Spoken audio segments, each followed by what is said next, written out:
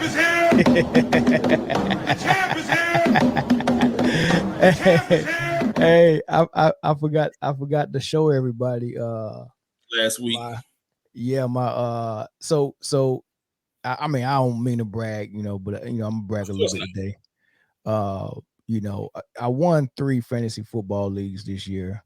That's a phenomenal feat. But I also won a 4th league, which is a pick'em league, which is ILW Sports pick'em league. Oh man, I was in the league in that thing for since week 1. I mean, week 1, I jumped ahead of everybody. I never looked back.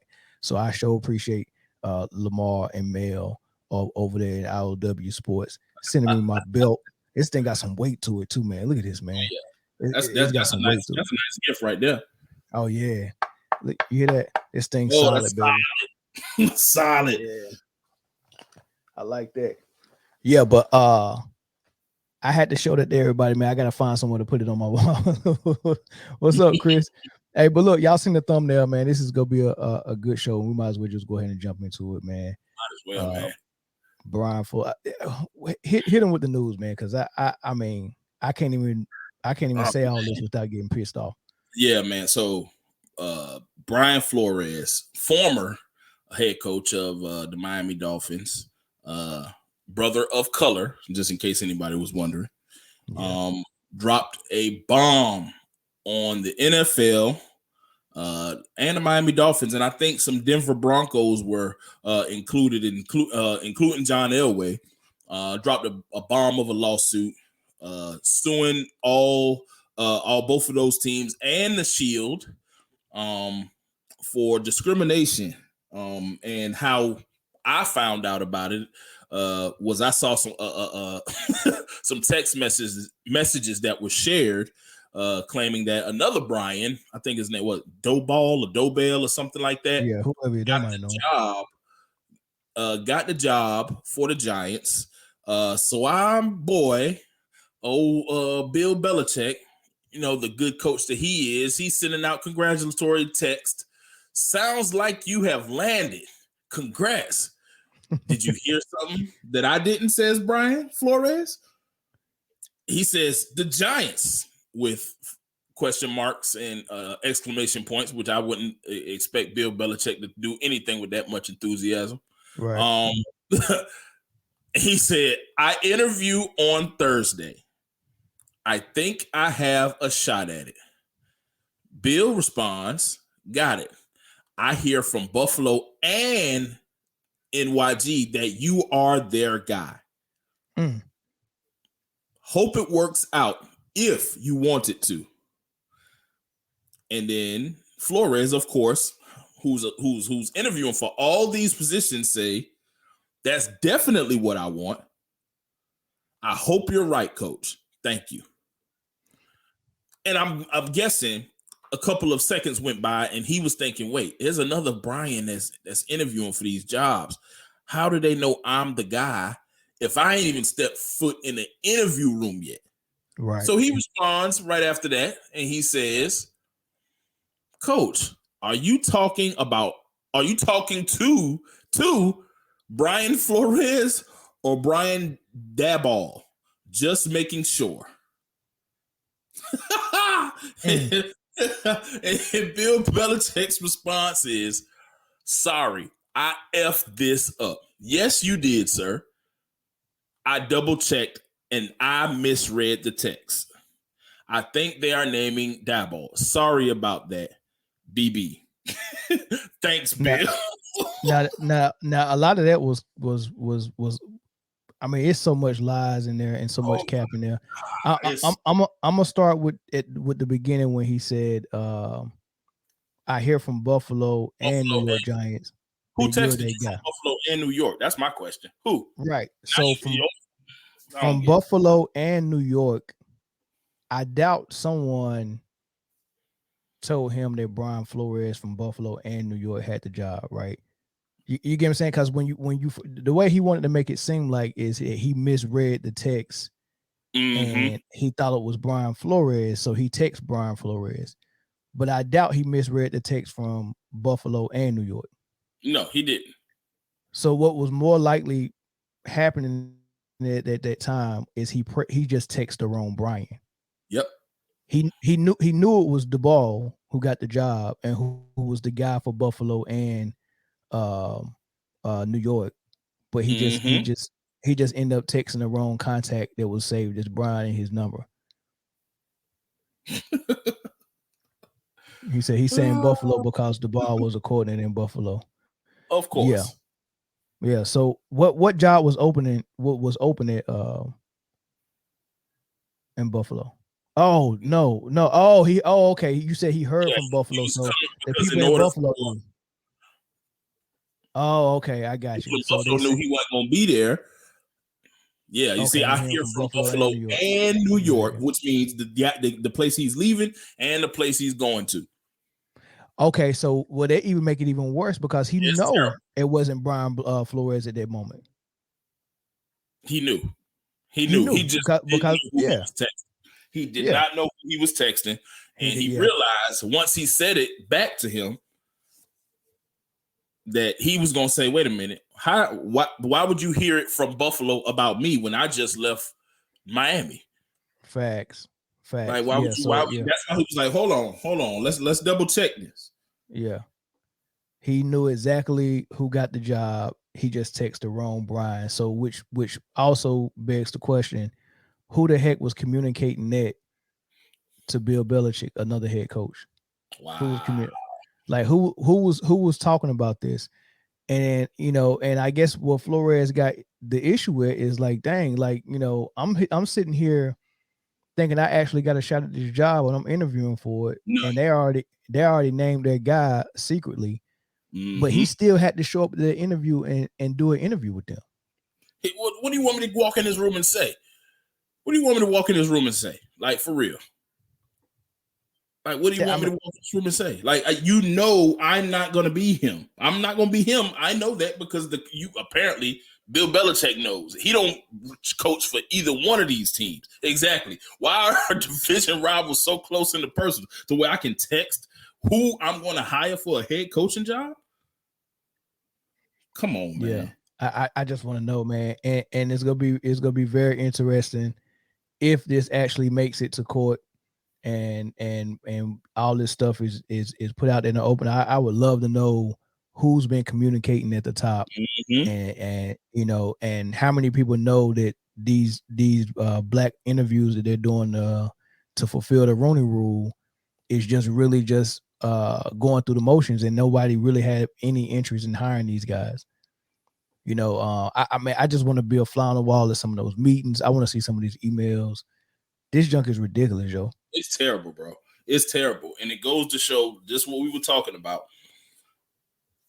The powers that be in these professional sports leagues can really dictate whatever it is that they want, man. They have too much power to the point to where they can say, all right, yeah, we're going to interview this black dude, but we already know who our head coach is. Only reason we even giving him a chance is just so we can say that we did. Who's to say, like we talked about earlier, Mel, who's to say, all right, man, this quarterback, we want him to be the next face. So we'll allow some things to go on, or maybe not, his team, we'll let his team get some shine, get a deep run in the playoff, or we want this guy to be the MVP of basketball. Yeah. We want him to be that. So they get the media and they get everybody behind it, and they'll let this person get away with certain things. Of course, talent has to come out if you're really good. Yeah. But at the end of the day, like, they have too much power, man. They have too much power. And as long as that is the case, I don't think that we can expect change, even though this is plain as day. I just don't want nobody else to say that it ain't happening no more. No, don't be fooled. just please. So have we ever talked about head coaches, black head coaches, and the Rooney Rule on here before? I want to know what we all said back then. I would love to know, but I'm sure I'm sure we have, and I'm sure that what we said was that, hey man, they're just doing this just to do it, right?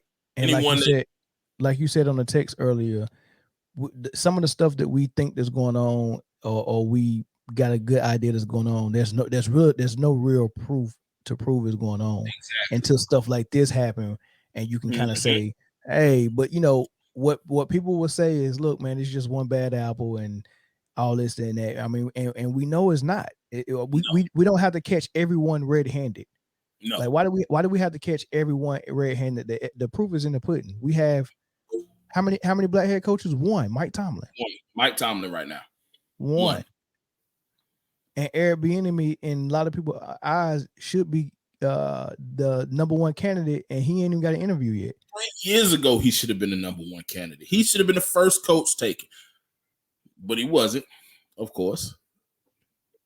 And he don't look like he gonna be a coordinator again for this year, because I don't even know if he getting interviews now. Chris said Mike Tomlin is the token. I wouldn't say it's a token. I don't think they purposely. I don't think and I don't think Roger the Goodell got anything to do with it. The owners are the ones who, at the end of the day, is saying, okay, I'm gonna sign off. I'm good with him being the head coach. They thinking about someone that they gotta pay and someone that's gonna set the tone for their franchise and all that good stuff. And even if they're being biased, I don't think it's a lot of people who are consciously and purposely being biased. But however, if I sit down and interview 10 head coaches right now and I'm an owner, if I don't know that I have bias, right, and I don't know that, hey man, I really have to do a conscious effort to not hire based on my bias, I'm probably going to hire a black guy almost every time, because when I sit down with him, I can relate to him a whole lot better. I feel like I can speak his language, right? You get what I'm saying? Like all of that stuff is just going to be common between us, and people are. I mean, you can't hire nobody you're not comfortable with. And how can anybody be comfortable with someone so different than them in so many ways versus someone that's so alike them? You know, and that's what just keeps happening. So the real issue is that we have a league that is just 100% white owners. There it is. Until we get some black or some people of color in ownership, it's going to be difficult to walk in these meetings with these owners and these GMs who don't look like you, don't talk like you, probably didn't have the same upbringing as you. And what's crazy is that the players that these people are going to be leading are going to look just like you. The majority of them are. They're going to look like you. And it is a people of color dominated sport. Football, basketball, both of them. Yeah, and there's always issues with certain players who are outspoken and want to speak their mind. Of course, when they're dealing with people like that. I mean, DeAndre Hopkins is one of the best receivers in the league, and it was just something about him and Bill O'Brien that they couldn't get on the same page, and to the point where Bill O'Brien traded him for nothing. You get what I'm saying? All because he couldn't relate and speak to Hopkins, you know, in a way that I guess I don't know was conducive to a good work environment. I don't know what was going on out there in Houston. Yeah, it's just hard to even look at, because you look like an idiot trading away probably top three receiver in the league, and you traded him for peanuts. You traded him for peanuts, and then he goes somewhere else. He's still the top 3 receiver in the league. That one trade took that franchise into rebuild mode right away. Instantly. You got a young quarterback and a wide receiver 1, guaranteed. He's a number 1 wide receiver. That's a good point, Chris. He said the ownership. I mean, they're old men. They've been rich for a long time, so we can kind of imagine what type of tree that fruit fell from. And he said that, you know, someone said that sports is just a legal paid form of slavery, which is true. Read the book called $1 Million Slave. It was written in the 80s, probably late 80s, close to the 90s. I haven't read the whole book, man, but I downloaded the electronic copy of it, and I got through a couple of chapters. And I mean, just from the title, I already get what it is. You know what I mean? So $1 Million Slave, check that book out. And that's pretty much what it is. A lot of people think that modern day slavery can't exist if you're getting paid, and we know modern day slavery is exactly what the prison workforce is. That's what it is. But people don't think of millionaires as also being like slave labor, and it kind of is. It's kind of like sharecropping. Especially because if they don't want you to speak, the only thing in their mind that they need you to do is what they are paying you to do. Yeah, give your body up. Give your body up. Mm-hmm. Work 10 months out of the year on staying in tip-top physical shape to come out here, get hit a lot of times throughout the course of a season, all because we're taking advantage of something that you love. You probably love sports. You probably love football. We're going to pay you a lot of money to hurt yourself. I haven't met a professional football player that does not have lingering injury history after he left the league. But as soon as you step outside of the box of athlete, with the exception of a select few, no, you're doing too much. You're cancer to the locker room. It's something. It's something that they're going to tell you to wear. Like, look at Odell. Odell kicks the kicker's net. Oh, he's a problem. He need to fix his attitude. Right. Newly retired Tom Brady breaks an iPad. Man, I love that guy's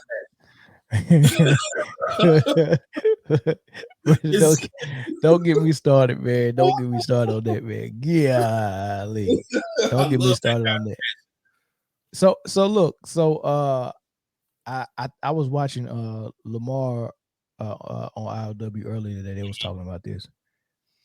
And I was like, man, I commented, I said the only solution I see it's impossible for you to fix it within the NFL. It's impossible. As long as you got 31 white owners, it's impossible for this not to continue to happen. There's no way. I mean, they tried it with the Rona rule, but there's no way that the bias won't seep back in some way, somehow. I don't care what parameters you put in front of it. You can't make them hire minorities. You just can't. You can't, right? So the only if this is a really an issue, the only way you fix it is it has to be a mass exodus. You just got to walk out of the NFL and create your own league. That's the only way. That's the only, either create your own league or just go to the XFL and just make that the new thing and tell the XFL too. So take the money, take the product away. You are the product, unfortunately. It's easy. It sounds easy, right? It sounds easy. All you have to do is get everybody on one page and have a meeting and say, hey, in order for us to bring all this talent over here to USFL or XFL, I need every one of your team owners to be a person of color. Right? And what would you say if you Vince McMahon? You gotta be crazy. What's going on, fellas? You wouldn't do it? I mean, of course I would do. I mean, you have it's the power shift. It's the ultimate power shift. My problem comes in with, I think in a small sample size of it, and this ain't really got nothing to do with it per se, but they were asking AB after he walked off the field, man, why don't you go to the CFL, XFL? When I ain't doing that. That's what he said. Yeah, he said that, and even though I understand he's one of the best receivers we've seen on the field, especially in recent history, so I get it. But the idea of being able to take your product away from this gigantic supplier and say, I'm taking my money elsewhere. Yeah. If you understand those terms, you gotta have some cojones to do it, but it's gonna cause, that's the only way it's gonna cause change though. That's what we're doing. That's interesting that AB said he wouldn't go to. I mean, I guess the NBA is Nike and any other league is Reebok or something. Must be, and that's the mindset that they have, and that's the mindset that the NFL wants you to have. Though they want you to think every other league is superior. That's why they monopolize when the talent. They have the rights to all of the talent that comes out. The dream is. And this really ain't got nothing to do. That's why these PWIs get all the 5 stars up until recently. is because they've made it to where this is top level right here. Everything else, not so much. It's a step below. You know, I'm all for doing something huge and shifting things. There's no small tweaks that you can do to fix any type of racial bias or racism or discrimination. There's no small fixes for that, because there's nothing you can put in place for a person's mind to be changed and to not think that way and not be biased. So you really just gotta. It has to be a drastic change.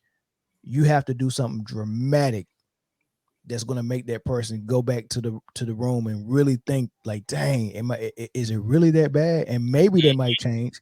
Maybe. But anything you can come up with that's a fix within the NFL is not going to work. Yeah. That would be the only thing that worked. That would be the only thing that worked, to where it's not just one person saying, well, I'm not coming up to OTAs. I'm not coming to camp. Yeah. A team saying, nah, man, this ain't it. And so until we get some people of like at least moderators, it has to be something that can be done in this hiring process in order to, fix this. And it has to start with people of color being in these positions of power. In my opinion, got to start there. Yeah. What do you think, Lamar? I take it y'all talking about that Brian Flores situation. Of course. Yeah. And if anybody's listening and watching my midnight show, I'll probably end up repeating the same thing I'm saying now, but oh well, who cares? At the end of the day, I gotta applaud Brian Flores, because he's pretty much put himself in a real Kaepernick type of situation. Here's my thing on it.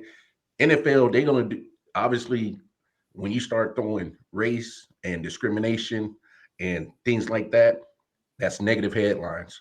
So they about to throw that man a fat settlement check so it goes away. Right. And he's going to sacrifice his NFL coaching career for it. And applause to him. But is going to be another hush. But at the end of the day, the problem is still going to sit there, because they're not going to do anything to change the problem that's been there from the beginning of the NFL. So like I said, hats off to Brian for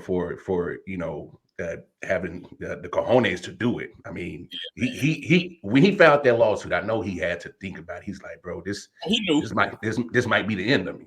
Like, he knew. So he knew. It's a shame that we're still having this problem with the NFL, because you're talking about 75% African American players who make up the talent and pretty much make up the product that's garnered all this billions of dollars.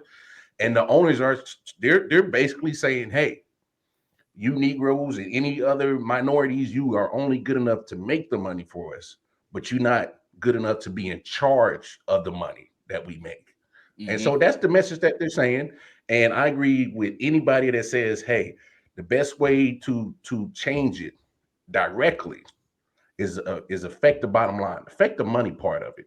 I bet you if you mess up the money of them billionaires, the 32 billionaires who are the owners, with 31, you take out Green Bay, they got some kind of weird situation with them, but you affect 31 billionaires, you affect that bottom line, and say, hey, take away the talent that produces the money. And here's my biggest take. Dwayne "The Rock" Johnson has a opportunity right here to affect it. He can if he can convince some of these players, like, hey, come on to the XFL. You ain't got to deal with that foolishness of the NFL, the politics and the racism. Come over to the XFL, help build this product up. You'll get the same type of money. And then the NFL, oh damn. Oh, they doing something. Well, I guess we should change it. Oh, yeah, you should have changed it. You should have changed that after the 102 seasons you had. You had 102 seasons to change it. Now that your money's getting messed up, now I guess we got to fix it. Come on now. You had all the opportunities to fix it. You had 102 football seasons. Exactly. Now you want to fix it. It's a shame.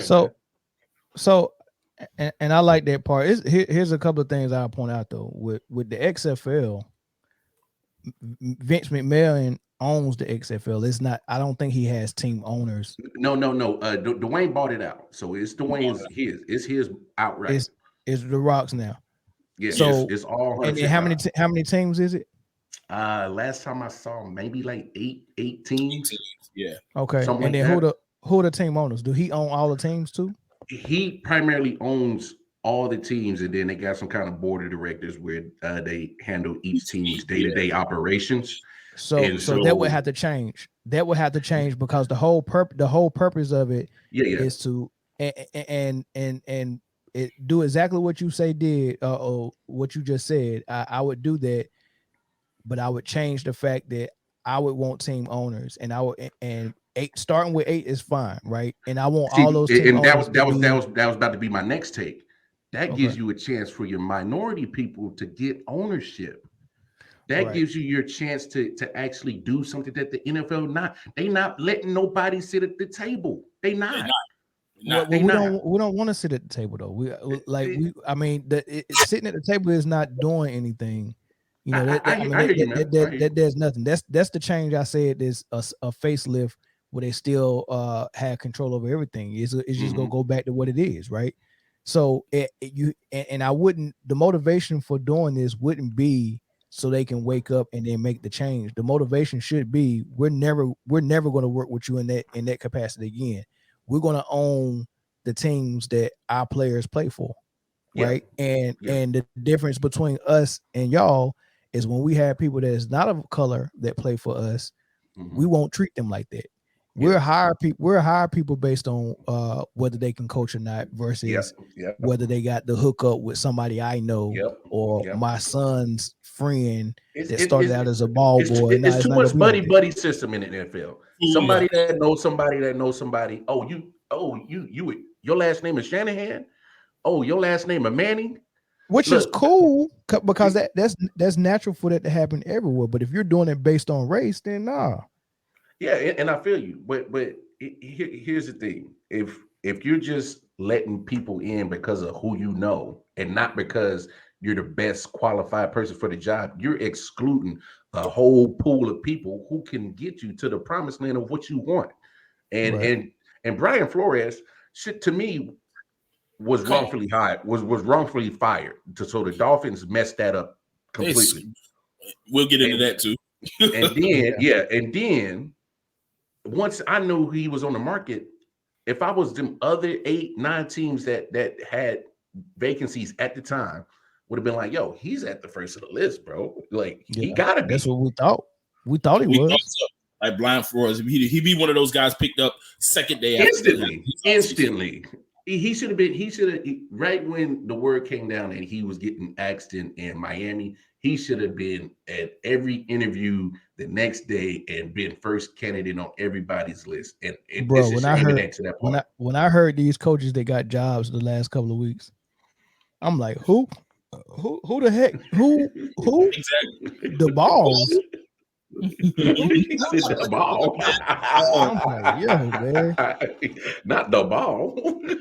It's pretty bad, man. Like I don't know what these dudes did that impressed so many people, but I mean, I thought I knew everybody who deserved jobs, and the ball wasn't one of them.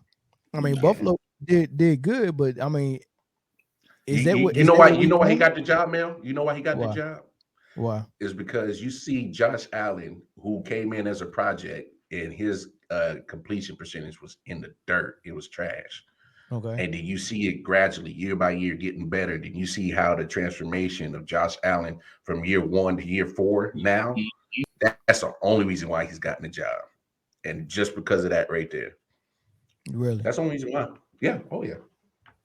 Because Dabo was looking like, oh, well, hell, he turned Josh Allen from a in the dirt project to an MVP candidate. He got to be all right. He can do it for Daniel Jones. I don't know about all that shit, but that's what they think.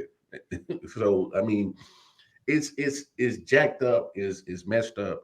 I mean, to me, is more than one way to go about fixing it, and it's a little bit of yours is to make your own product. You know, whether it's the XFL, Gotcha. whether it's some actual NFL or Negro Football League, I don't care. It just, you know, at some point, you can't keep feeding the monster in the NFL because they, at this point, are the big conglomerate. They monopolizing the sport of sports entertainment, football, as it is. And so, and you know, and I gotta say this, as a fan of the NFL product, it's really got me thinking right now. It's like, as much as a Chiefs fan I am, how much do they deserve my hard-earned money anymore? Do they deserve my when I go out my house and bust my ass for the dollars that I invest for these shit? I just spent almost $500 2 weeks ago to that Buffalo and Kansas City game, and I paid airfare. Is it even worth it anymore? Because if they you mean? Well, because what I mean is if they treating people like Brian Flores that look like us, then it puts me in a conundrum. Like, well, damn, this is what they really feel, because it's not about the players, it's about the ownership. That's where the problem is at. So if the owners feel that way about a coach, then I hate to be a fly on the wall and hear what they actually feel about us. Bruh. I would love to be able to fly on the wall and hear that jump, boy. For real. So I want to know. I got a good guess though.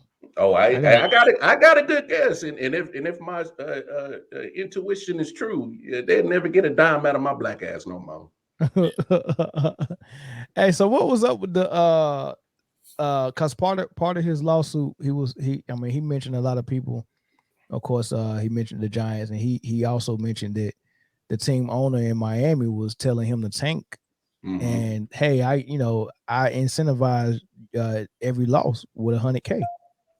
What if that's true? What is behind that? Why would he want that? He tanking for who? Like who's the big draw out of the draft? That was the year that Burrow went number 1, and they ended up getting Tua at 5, and Herbert went 6 right behind him. So that was that year.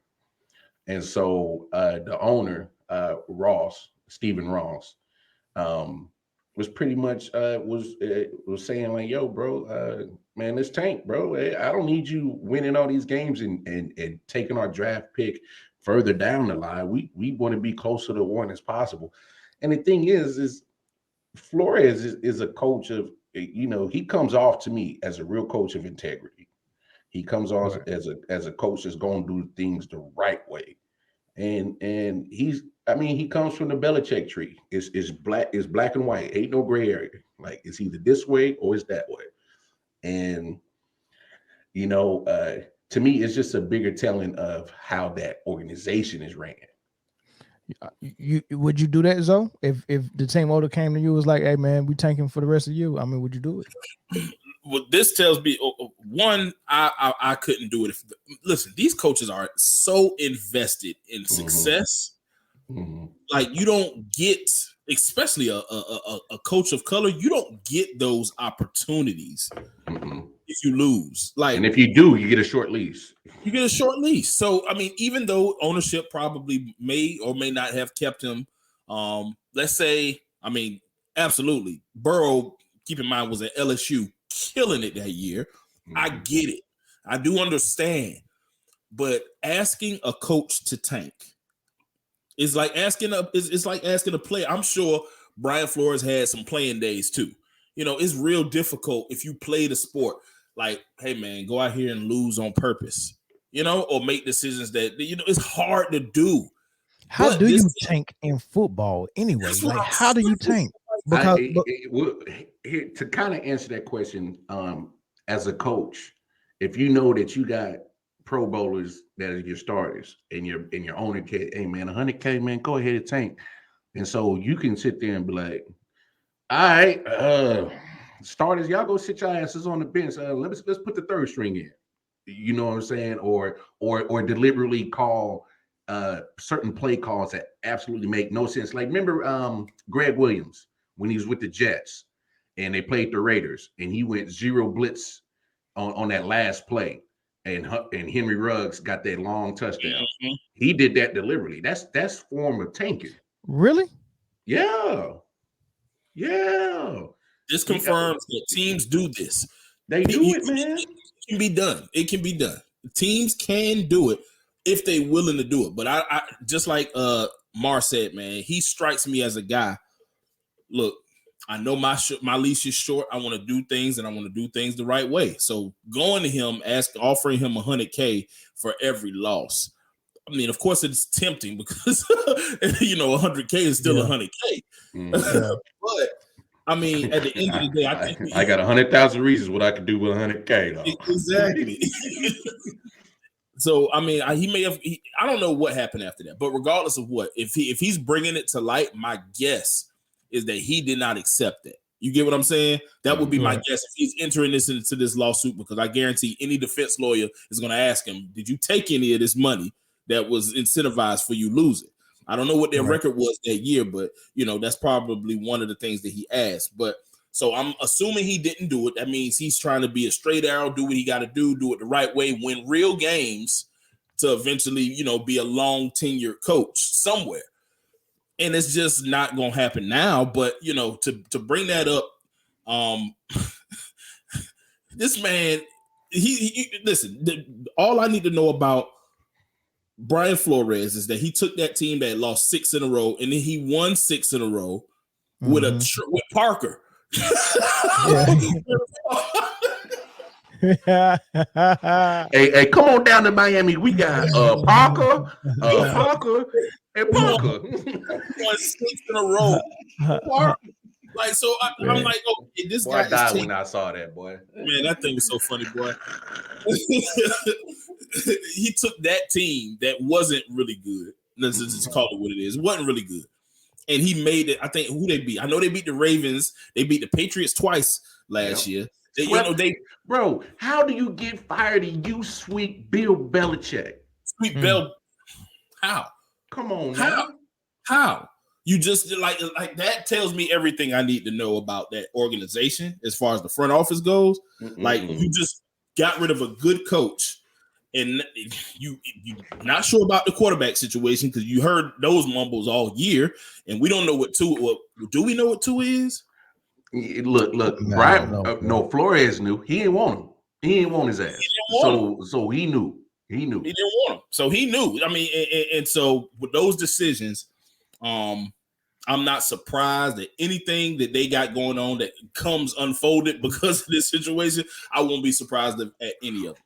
I wish the Dolphins organization 0-20 records for the rest of their existence. I hope you never win.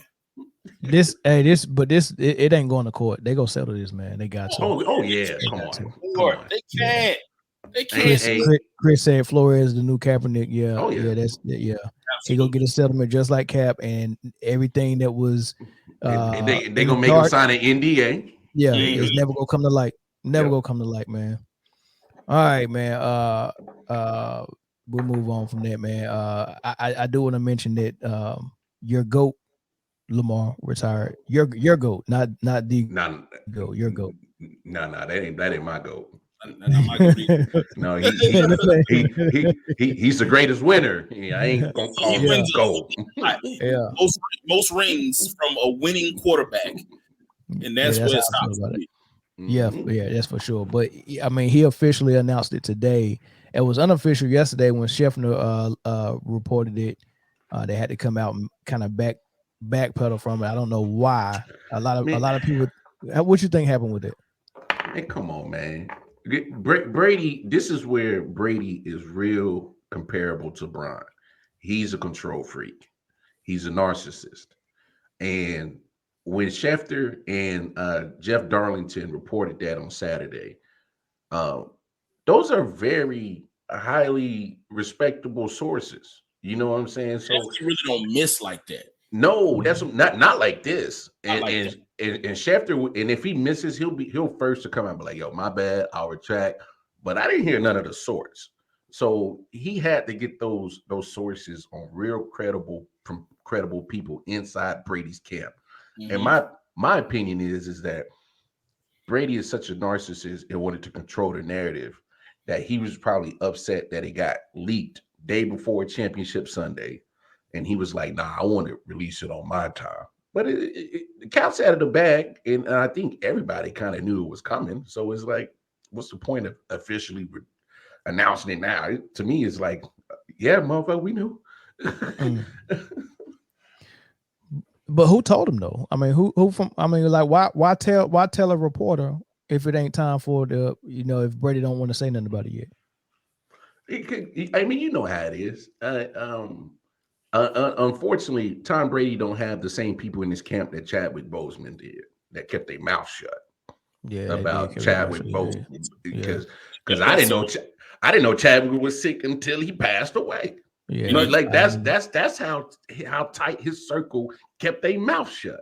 Yeah. So somebody leaked in his camp. I wouldn't be surprised if Giselle was on the damn phone and was like, "Hey, Schefter, I am retiring." Yeah, because you know how Giselle felt about him, because she been wanting him to retire. Yeah, so I wouldn't be surprised if that's the situation. I wouldn't be surprised. Somebody leaked it. Yeah, somebody leaked it. Anything else to say on that? I mean, No. Yeah. What do you want to say? What do you want? I mean, I mean, if you ain't got nothing nice to say, don't say that. I'm not gonna say anything. Yeah, I'm not gonna rain on his parade, man. Brady, it was a pleasure to watch you play. It must be a new year. Mel passing up an opportunity. To say what he got to say. Y'all got me all wrong, man. Y'all really got me all wrong. Yeah, man. Congrats to his retirement, man. He it definitely goes down as one of the best quarterbacks I've seen in a system that he was playing in and winning. How can you be mad at that? I mean, congratulations. I don't think, and I'm gonna say it, he's not my GOAT. He's not. Certainly not. He's not my GOAT. And there's some people on my timeline that probably are going to differ with that opinion, because I know a lot of people who were saying, the GOAT is gone. I don't want to watch football no more. Oh, goodness. People saying that? Wow. They were going that deep? They were going that deep. And I'm like, is this not the same football that I have been watching for the majority of my life? Because I've seen people throw the ball better than Brady. Correct me if I'm wrong.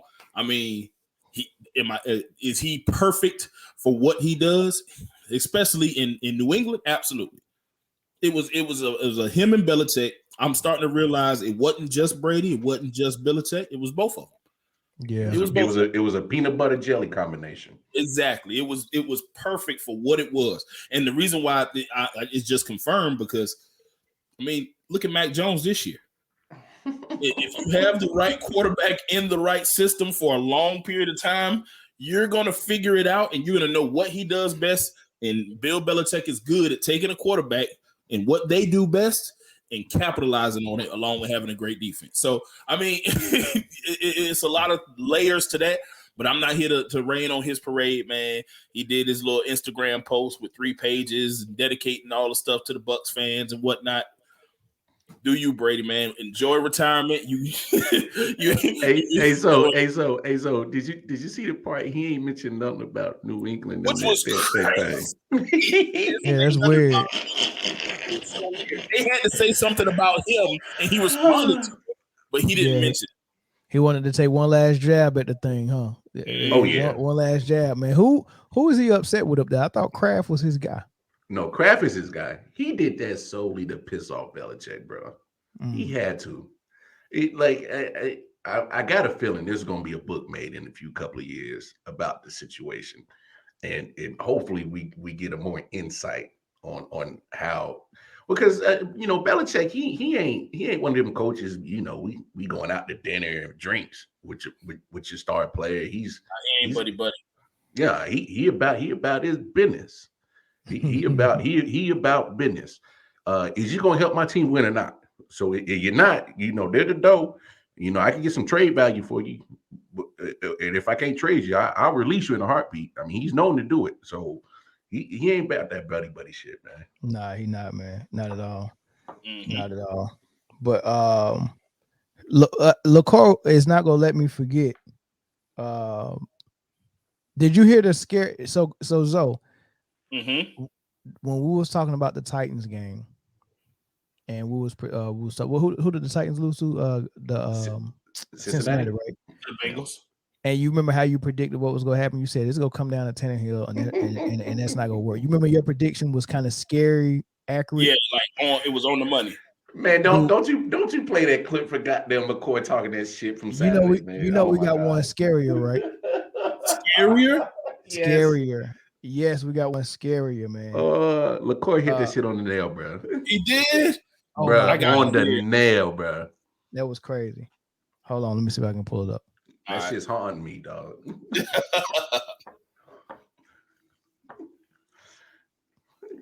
I gotta find it. I'm trying to find it.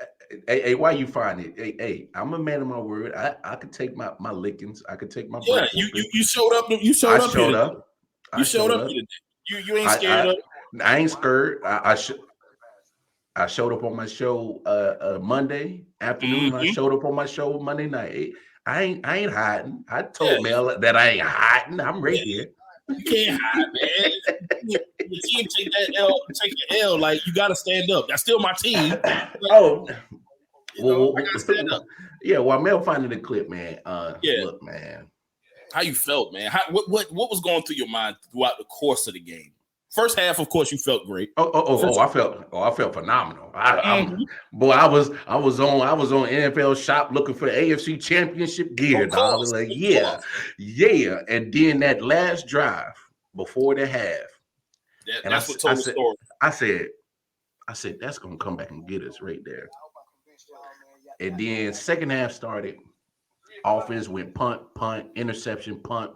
I'm like, boy, y'all playing with my boys. Y'all playing with your boys' emotions now. Come on now. And I saw a crazy stat. Andy Reid has coached 3 of the biggest collapses in playoff history. And all 3 of them was with the Kansas City Chiefs. 2014 blew a 28 deficit against the Colts. Andrew Luck. I remember that.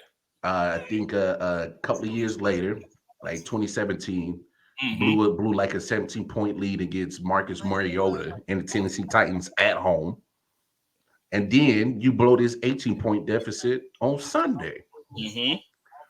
Now, hey, look, Andy, thank you for that one Super Bowl, but I said it when he first got hired. I wasn't a fan of it because I saw what you did in Philly. Yeah, like Andy's the guy. Like, listen, he might squeeze one in there, but he'll make a lot of mistakes with a lot of talent on those offenses. Like, look at Philly's offense, man, when he was there. Like, they should have won rings. Yeah, plural. They went to 4 straight NFC championships, only made it to the Super Bowl once. That's crazy.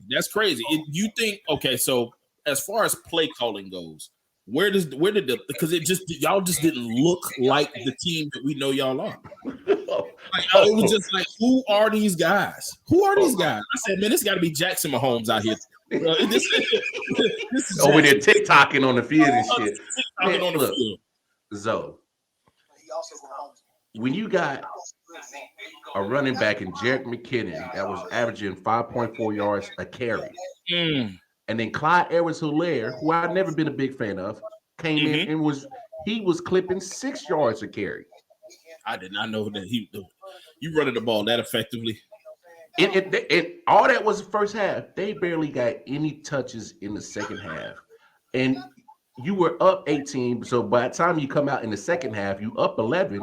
You're supposed to salt that clock down. And this is how I know that Eric Bieniemy was not doing the play calling. Eric Bieniemy, who's a former running back in the NFL, a former running back in college. I'm one to believe that a running back says, hey, yo, we got the lead. Let's control the clock. Let's run the rock, pound them into oblivion. Because it wasn't like Cincinnati was stopping the run. No. They weren't stopping the run. But Andy had to get too cute. See, Andy's one of those coaches that, like, I'm so smart at offense that I'm too smart sometimes. And you end up outsmarting your own damn self and you costing yourself. Come on, you got 3 of the biggest leads blown in playoff history. Come on, man. So I found the clip, right? Oh, you did? So Okay. yeah, so I went live the other night, right, to talk about Tom Brady, and Lamar joined me, and Chris LaCour joined me, and then toward the end we gave our predictions on what we thought was going to happen. I told Lamar Kansas City was going to the crib. I told him we was going to be smoking a number 15 Grim Reaper pack later that night. And this, I want you to listen to what Chris said was going to happen. And I know it was a retard mistake, like when Caton get right hit them home runs.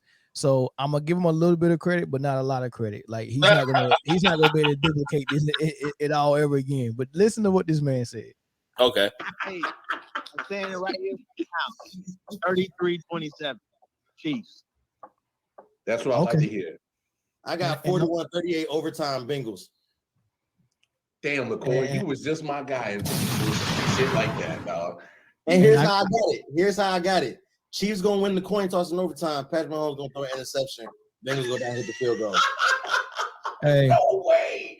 Y'all in for a shock, man. Man, stop. What they gave?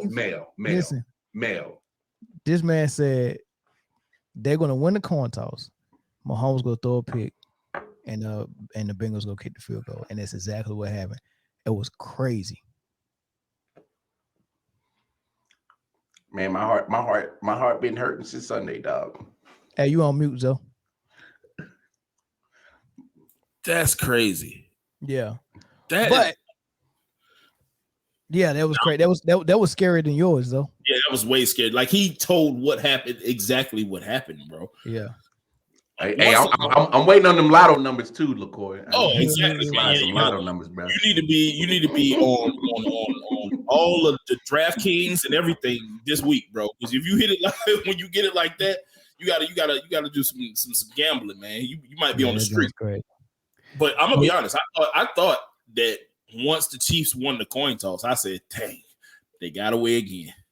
No, I didn't. I didn't because Mahomes looked bad the whole second half, and he was just what I didn't think he was gonna be able to turn it on at in overtime. And then when he his first pass went right through somebody's hands, I was like, oh man, this ain't the night. And then the second pass it went over everybody's head, but if the corner would have noticed that the ball was too high, all he had to do was back up, and he could have picked that one off. And then the third pass, and then the third pass actually got picked. So he pretty much threw 3 picks in a row in overtime. Hey, I got a scary stat for you. Yeah. So first half, Mahomes went like 11 for 13, 3 TDs and like almost 200 yards. Second half, this man went 9 for 20, bro, and 2 interceptions. Cheeks. Straight cheeks. Straight Yeah. buns. What contributed to all of that though? What was the cause of it? Well, kind of what me and Zoe was talking about. It was definitely some questionable play calling. Andy Reid, like I said, he gets too damn smart for his own good sometimes, shoot himself in the foot. It's like, bro, he has a career percentage of passing 70% of the time, which is ungodly. That makes no sense. So the threat of running, nobody's scared of it because they know you're not going to run it. Yeah. But look, him and Mahomes got to share this responsibility, bro. You know, Mahomes played like ass. Say what you want. Week before, he looks like the GOAT in incumbent. And this week, he looks like Kirk Cousins in the second half. So let's call a spade a spade. Mahomes absolutely played like trash that second half in overtime. He missed a few good reads that is like, bro, you make that pass 9 times out of 10. Why you pick this time not to make that pass? And that last drive when they had 1:26 left on the clock and they had 1st and goal on the 5-yard line. That's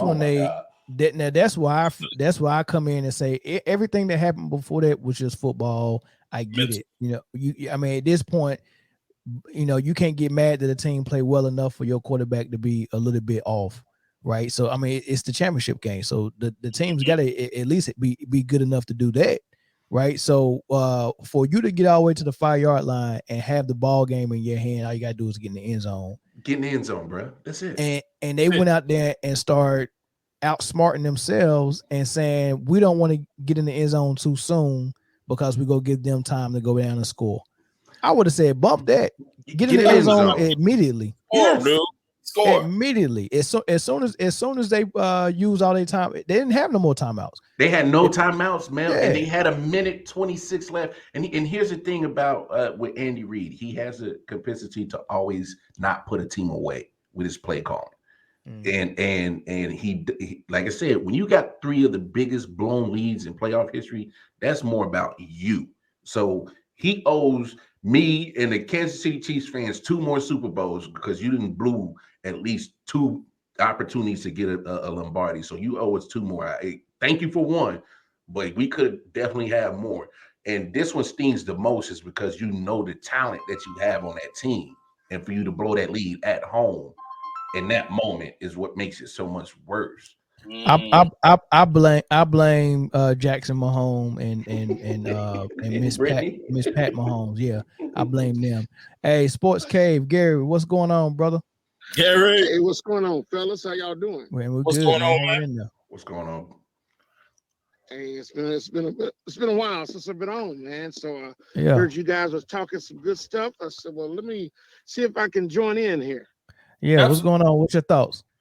Hey, my thoughts. First, I want to start off with Brady. I know y'all may disagree or agree. I think Brady is going to go down as, I'll say, the best quarterback to ever play the game. And I won't say best player, best quarterback. I think my best player to ever play the game would probably be either Jim Brown or either Lawrence Taylor. But to get back to what I was saying with Brady was he was in a system. He was in a system at New England, and I thought the same thing. I thought, well, it's just a system. Once they get away from each other, Brady gonna show who he really is. But he got away from Belichick, and I think you're right. They both needed each other. But once he got away from Belichick, he proved that it's not a system. I got some talent. I can play this game. Right. And I think the guy could play the game in any era, any time. And what's that? No, go ahead. That was feedback. Okay. Go ahead. And my thing was that another thing about him that not only his comebacks and his wins and all that stuff, but this is a guy that was at 44 years old and playing at the top of his game. I mean, this was a great year for him. It was. This was a guy that never was replaced. They never replaced him. The only reason why he left New England is because they wanted to go a different way, and they didn't want to pay him some more money for another contract.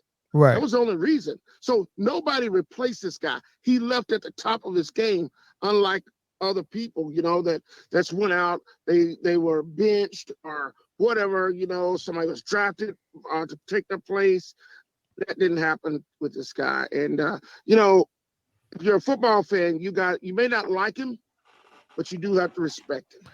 And the longevity that he brought, that's another thing. I agree. 22 years. I agree. Look, Gary, like that. I like him and I respect him. I don't like his fans. I like Brady and I respect Brady. I don't like his fans, and I don't like people who inflate what he does. Like, say for instance, him leaving New England and proving it wasn't the system. Well, it's easy to prove it's not the system when you leave and utilize that system with a super team. Like, he went over there with a super offense. They got a Pro Bowl in the backfield in Leonard Fournette. They got a Pro Bowler in the X and Evans, and a Pro Bowler in the slot in Godwin, and another Pro Bowler coming off the bench in Antonio Brown, and another former Pro Bowler at tight end, and 2 first-round talent tight ends behind Gronk. Right. So I mean, I agree. If when Brett Favre left Green Bay and went to the Jets or Minnesota, wherever he went, which one he goes to first, Minnesota or the Jets? He went to Jets first. Jets. He went to Jets. First. and then went to Minnesota, and I think he was one play away. Of course, he was always interception prone. Yeah. And he, the interception came to bite him in his butt. He cost himself at a championship game at the ripe age of 44 as well. Wasn't he 44? Man, he I was think like he was 40, close. 41. But still in his 40s, He though. was 41. Yeah. Yeah.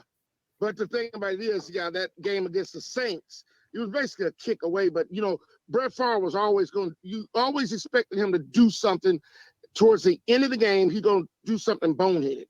And he threw the ball across the grain and interception. He got a lot of Phillip Rivers in him. Yeah. But I agree with what you're saying. I think there's some light to what you're saying. I agree to a point. But also I want to talk about Flores as well. I'm gonna tell you, where there's smoke, there's some fire. Yeah. I'm gonna tell you this right now. Where there's smoke, there's fire. And that man knows there's some stuff. And I'm gonna tell you, it will behoove the NFL to settle this thing. I think one of you guys said something about settling this thing out of court. It's going to behoove them to do that. And I'm going to tell you why. Because you've already had the Kaepernick thing that went down. Mm-hmm. Then you've got there was something else that's going down. Went down. I just had it on my mind. The John Gruden. You got this. Yeah, the John Gruden. That's it. The John Gruden thing. For long, Congress is going to step into this thing. And the NFL don't like to be told what to do, especially those owners. They're gonna wonder what's going on with the money, and they're gonna start stepping into this thing and they're gonna start investigating. A probe's gonna start. They don't want this to happen. Right. You gotta see where I'm getting at. Yeah. They don't want this to happen. Hey, Gary, you see what they did with that Washington football situation? They didn't leak all them emails talking about Washington. They only leaked about what happened with Gruden. There's more. There's more than that. Right. They just made Washington pay the $10 million fine and said, "Let's move on." Basically, you get ready to open a Pandora's box here. Oh yeah. And this thing could get bigger and nastier, man, than what it really is.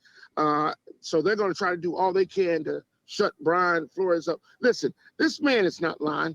Okay, everybody said, "Well, he's making this stuff up." Why? Right. Why? Well, wait. Who's implying that he's making it up? Well, I've heard some people. Are you serious? I've heard people saying that he's making this up.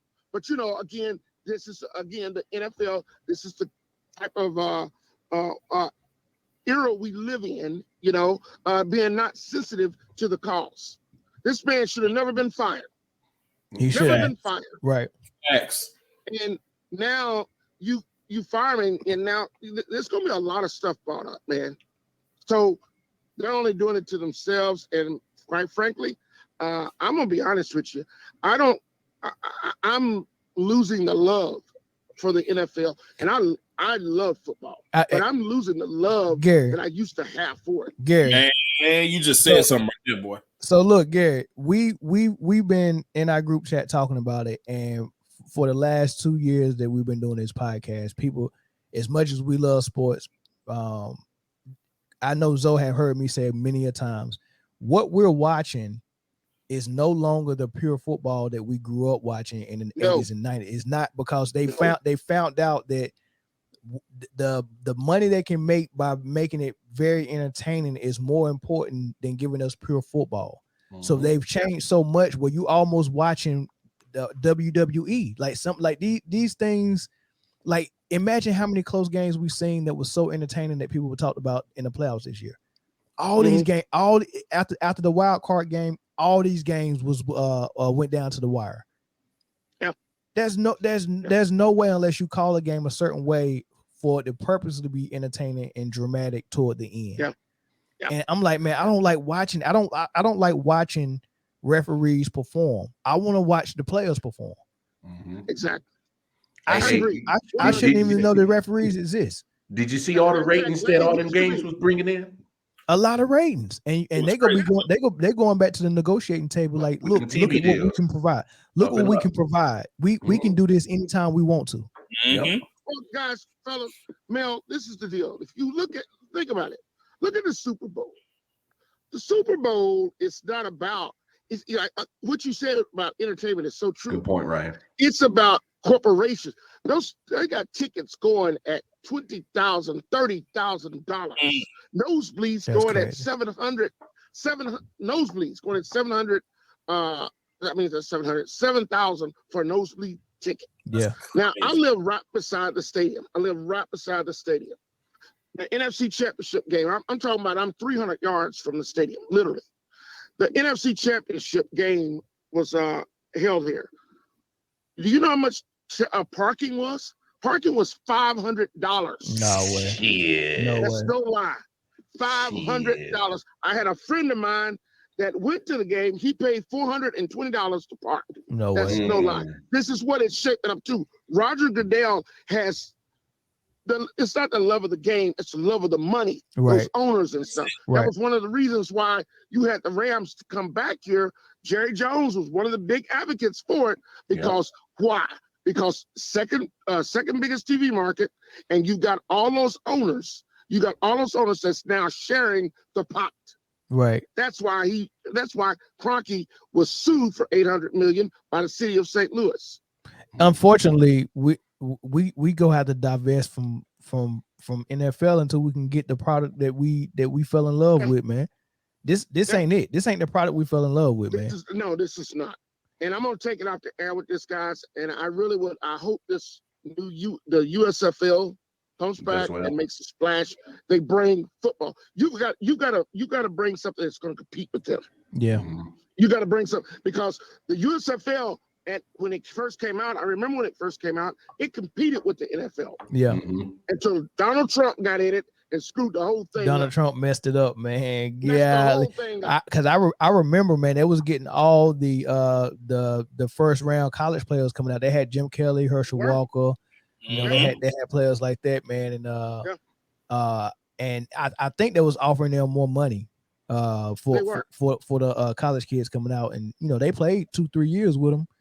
And then, eventually they ended up. I think Warren Moon started out there too. Yeah, he did. No, Warren Moon was in the CFL. CFL. Okay. You had Doug Williams, which was with Tampa, and Hugh Overhouse said that he was not playing a back quarterback, $400,000. And Doug Williams went to the Arizona, or was it Outlaws? I know Kelly was with the Gamblers. Yeah. You had a lot of people out there. But Donald Trump screwed the freaking league up, man. Yeah. John Bassett wanted to run the league. He wanted to start slow and run it nice and slow. But then Trump come in after Bassett dies, and then Trump wanted to battle the NFL. He wanted to sue everybody. He sued the NFL. Did you hear that story, Lamar, on how it happened? They tried to sue the NFL for having a monopoly. Yeah, I remember suing them, but the thing is, when you sue the NFL, man, more than not, you're not gonna win.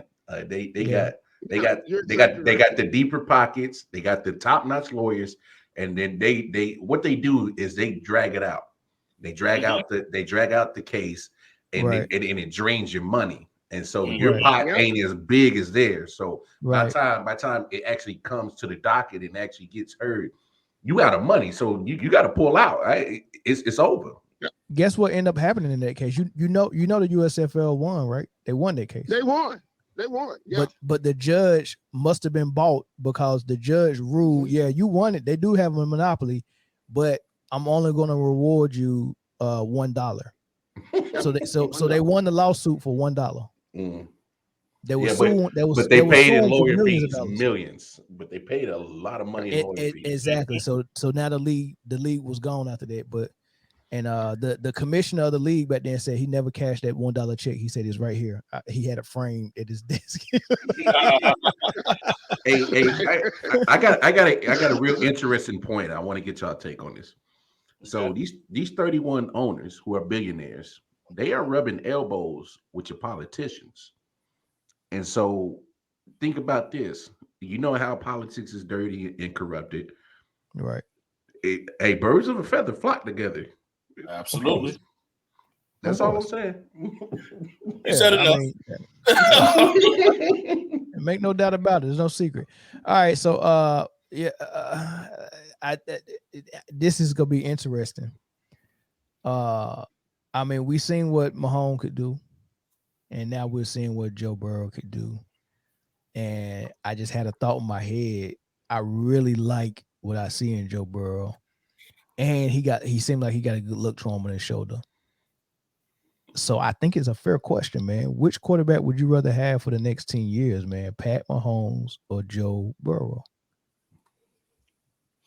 Oh, you gonna do this right now? Yes, I'll sir. let you take it. So Ryan say Mahomes. I'm still gonna go with Mahomes too, Ryan. He's been, this is sample size. mhm. This is sample size. Like I am a 100% believer in Joe Burrow. Cincinnati has their quarterback. Mhm. They got their guy, man. They got their guy. The Chargers got their guy. Mhm. I think these young quarterbacks have staken their claim as being the face of the franchise for the future. But for what? Yes, 100%. Second half of this past game, Mahomes did not look like what we are accustomed to, not even a little bit, honestly. Yeah. But that doesn't take away what he's looked like for the last 3 years. Yeah. And I think that's the reason why I would still take Mahomes. Yeah.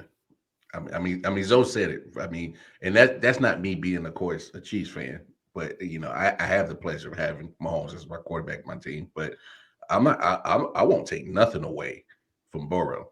Hey, you can't.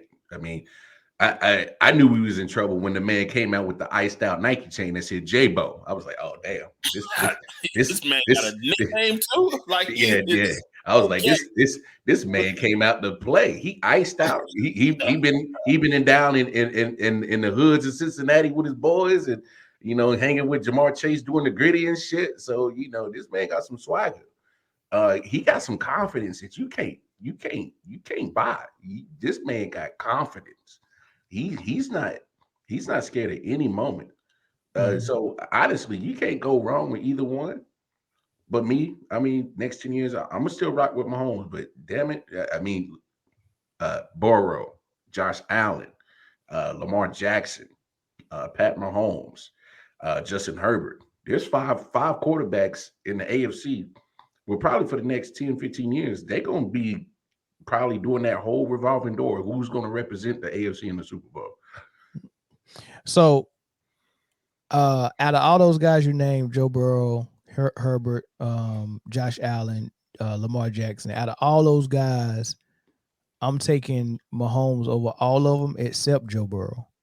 If I had my choice, I'm taking Joe Burrow for a couple of reasons. One, Tell me why.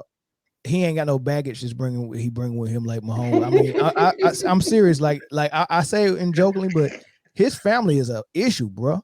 Like his wife and his brother is a problem. I'm sorry, man. I don't even want them nowhere in my stadium. Yeah, I hear you. Not at all, man. So hey, just to elaborate on that, man. I'm in several Chiefs groups, and bro, they go ham on them too, because they like, bro, y'all are in the way. Y'all are in the way. Yeah. And I seen one of those comments in one of those Chief groups where they're saying the only reason why Mahomes keep winning like this in the playoffs because he don't want to go to the crib. He don't want to go home with his. But but the only problem, he keep dragging their ass every damn game.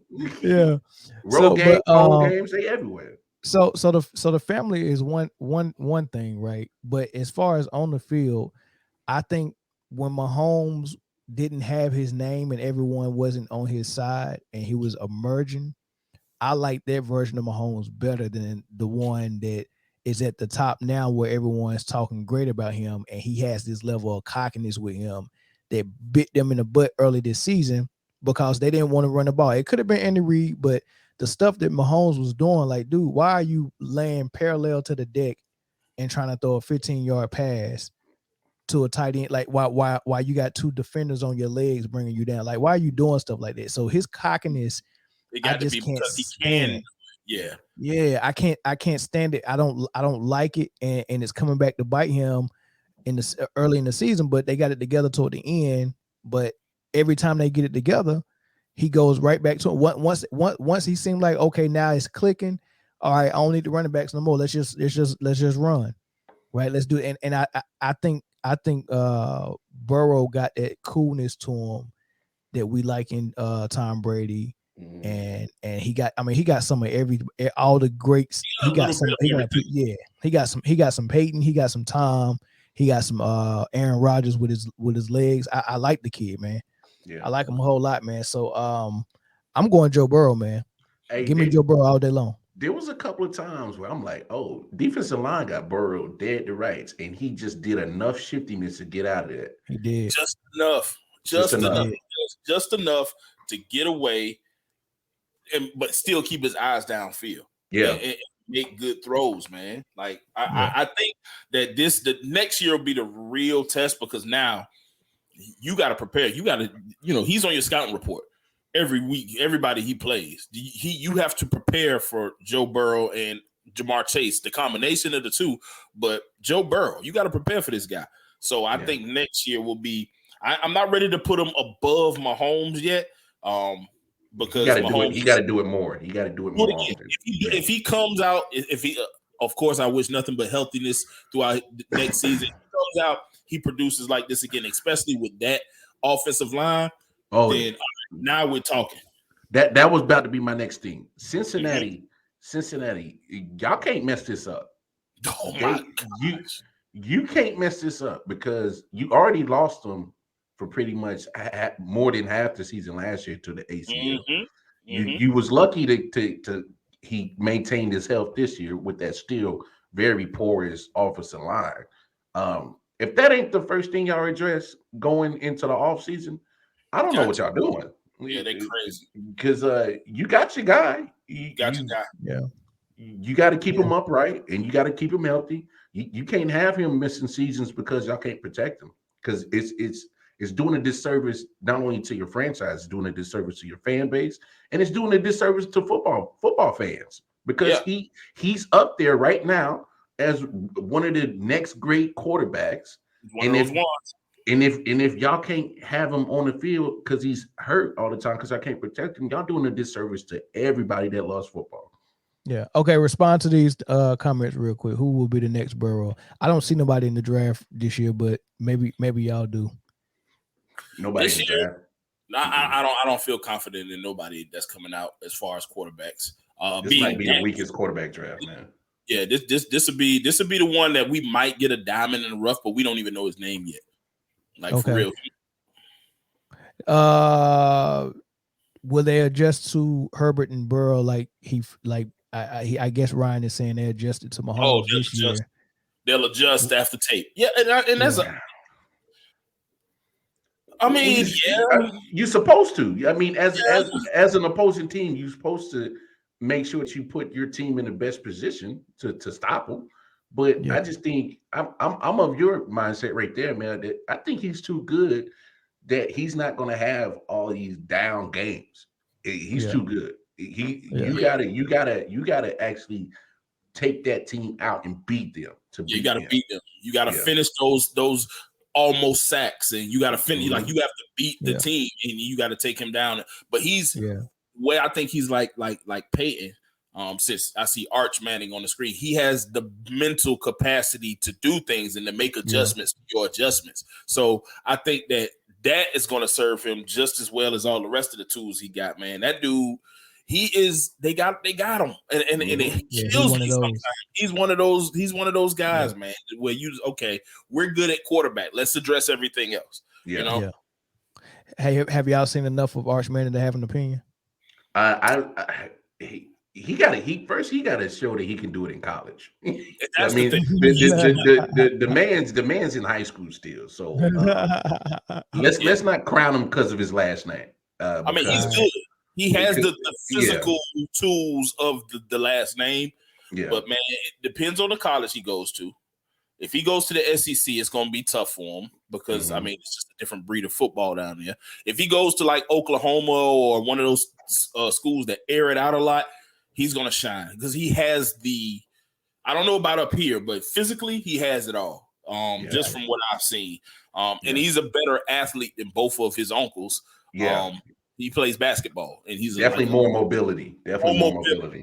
Yeah. Exactly. So I'm gonna have to check him out a little bit. Hopefully he ain't a prodigy like Jimmy Clausen was.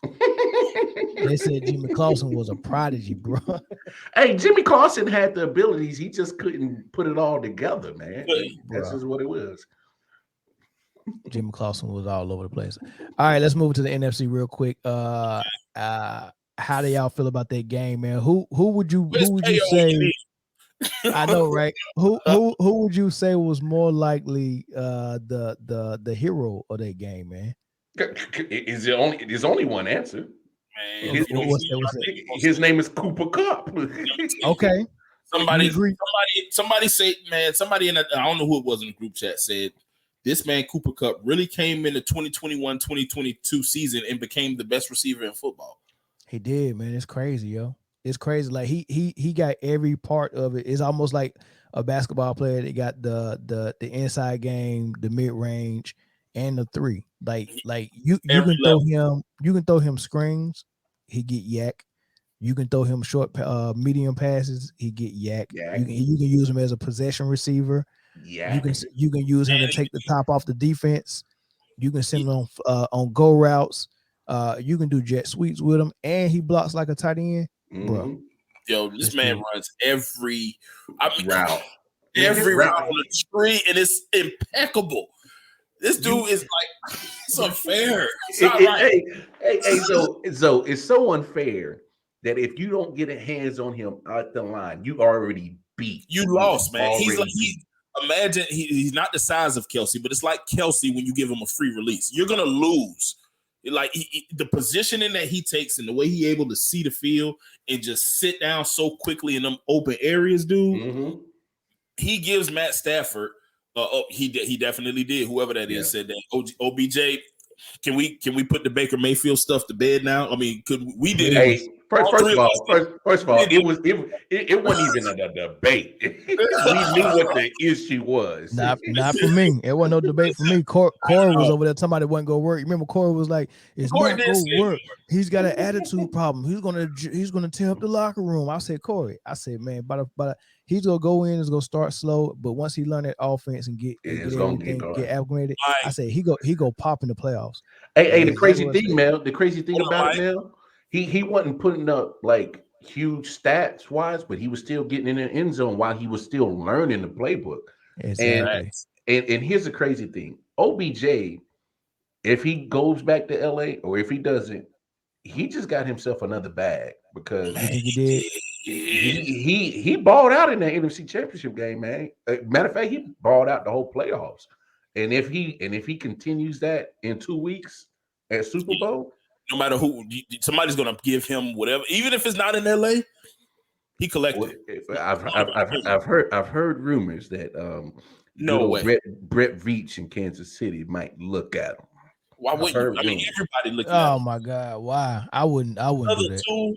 Another tool for y'all, man. Well, you got to understand, Kansas City, besides Kelsey and Hill, you don't have a solid number 2 wide receiver. Absolutely. You really don't. McCole that's my guy, but he inconsistent.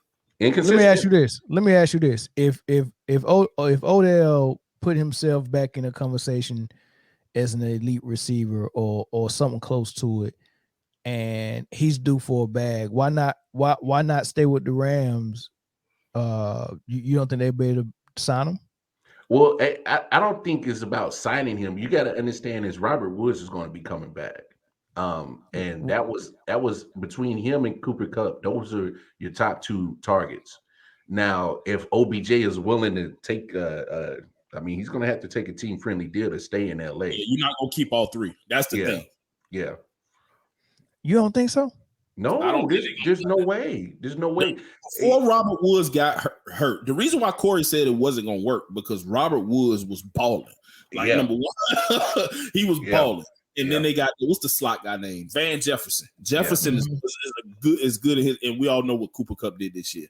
The reason why Corey probably said it wasn't going to work there's 2 reasons because he was trying to revive that horrible Rams. and because that take was on life support the whole season. From the time he said it, that was on life support, man. From the time he said it, man, I don't care what machinery you had, no Heimlich maneuver, nothing was going to bring that take back. But he did it because he thought that it was just too many good receivers.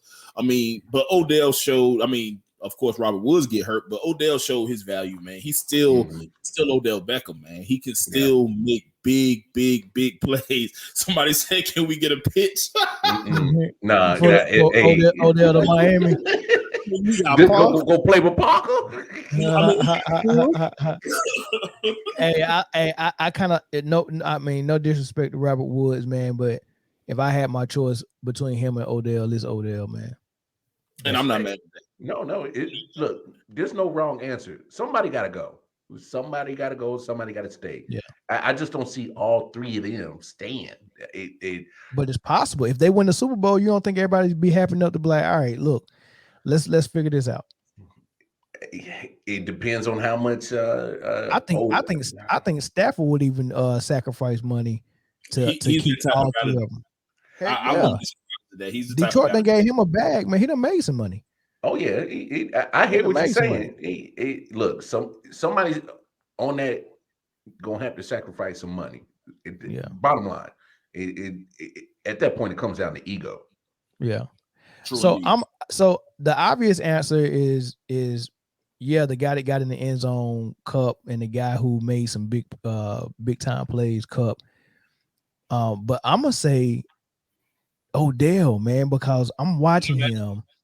And that's not a bad answer. Like the game plan was, I guess, look, we just gonna have to let if Odell can beat us one-on-one, then that's what they're gonna have to do. But the passes he was catching was like comeback routes and it wasn't easy stuff. And he's catching all hands. Like he's the best hands receiver catcher I've seen in a while, man. Even over Devontae. Devontae catches with his hands pretty. Man, don't nobody catch with their hands like Odell, bro. Golly, that man is a hands catcher, man. And he's snagging in Stafford bullets like this. Just grabbing them. Okay. I can see it. I hear you. I think Cup could have had the game he had, and if Odell didn't have the game he had, they probably lost that. Yeah. I think they would have lost, right? So yeah. I think they needed both, but it's normal for Cup to do what he did. So I think Odell actually stepped his game up, and they needed that to win. So I would say Odell, and then Aaron Donald, man. It got to the point where they needed stops, and when they because they wasn't getting a lot of pass rush at first. They wasn't, and that was surprising me. That was surprising me that they wasn't getting that much pressure. Like that. Listen, man, the Rams are built to win the Super Bowl. Let's just call it what it is. They have a team that is built to win, and so when they weren't getting the pressure that I thought they was going to get, I thought this was going to be an easy game for them. But it turned out tough. But at the end of the day, when they needed Aaron Donald, you saw him over there rallying the troops. Oh yeah, exactly. And everybody listening. I'm talking about Von Miller, the veteran, listening, tuned in, and the boys went out and made plays. Yep. Odell snatched a few NFC chip that I like. Probably. Yeah. Imagine with Cheetah with hands like that. Man, hey, I'll be the first to tell you, man. Tyreek Hill that's what's stopping him from being an elite wide receiver. His speed, of course, that's a no-brainer. We could talk about his speed and how he gets mismatches with his speed. That's a no-brainer. But he's playing outfield. He's literally trying to like punt return. Like he's catching footballs like that. And Tyreek Hill ain't like that, man. He's not a receiver, bro. He's not like that. I mean, he's a receiver because he still makes the plays as a receiver. He's Don BB at best. He's Don BB at best. Look. He's Don BB. Hey, I call it how it is. I take my objectivity out. I know how to be objective. Tyreek Hill, what's stopping him from being a great receiver is he needs to hone his route tree. Pretty much, if it's not a slant, a go route, or a crossing route, other than that, he ain't running great routes. He's not. And he got stone hands. He's not catching nothing with his hands straight up. He's just not. You know what you just described. Don BB, Devin Hester. Ooh. You just described Devin Hester. That's what he is. Fair. I'm not mad at that. I'm not mad at that. That's a real good comparison. Just get the ball in his hands. Of course, he can make a play because just off sheer athleticism and speed alone. But the true route running, What did Chris LaCour? I just saw that comment. He didn't replace all is my friend. All is my friend. Hey man, he but at best, man. Devin Hester, Don BB, man. But take your pick, man. He ain't like that, bro. He ain't like that. All right, so let's go to the other squad that was involved in this game. And now, they got a little dilemma. I think Jimmy G was saying some encrypted stuff like he not gonna be back. Maybe he kind of feel that way, or so maybe somebody already told him, but we don't know for sure. So what would you do at this? I mean, this dude got him to the NFC Championship, what, 2 years in a row? 3 years in a row? Not last year because they had all the injuries. Before last year. They were in the Super Bowl 2 years ago. Yeah. And then they got to NFC Championship this year. Is it time to move on? Would you go ahead and get arranged to Trey Lance, your first round pick, or you want to hear a real interesting take that me and Nick had on the show the other night? Let's hear it. If I'm the San Francisco 49ers, I would be looking at what Aaron Rodgers is doing.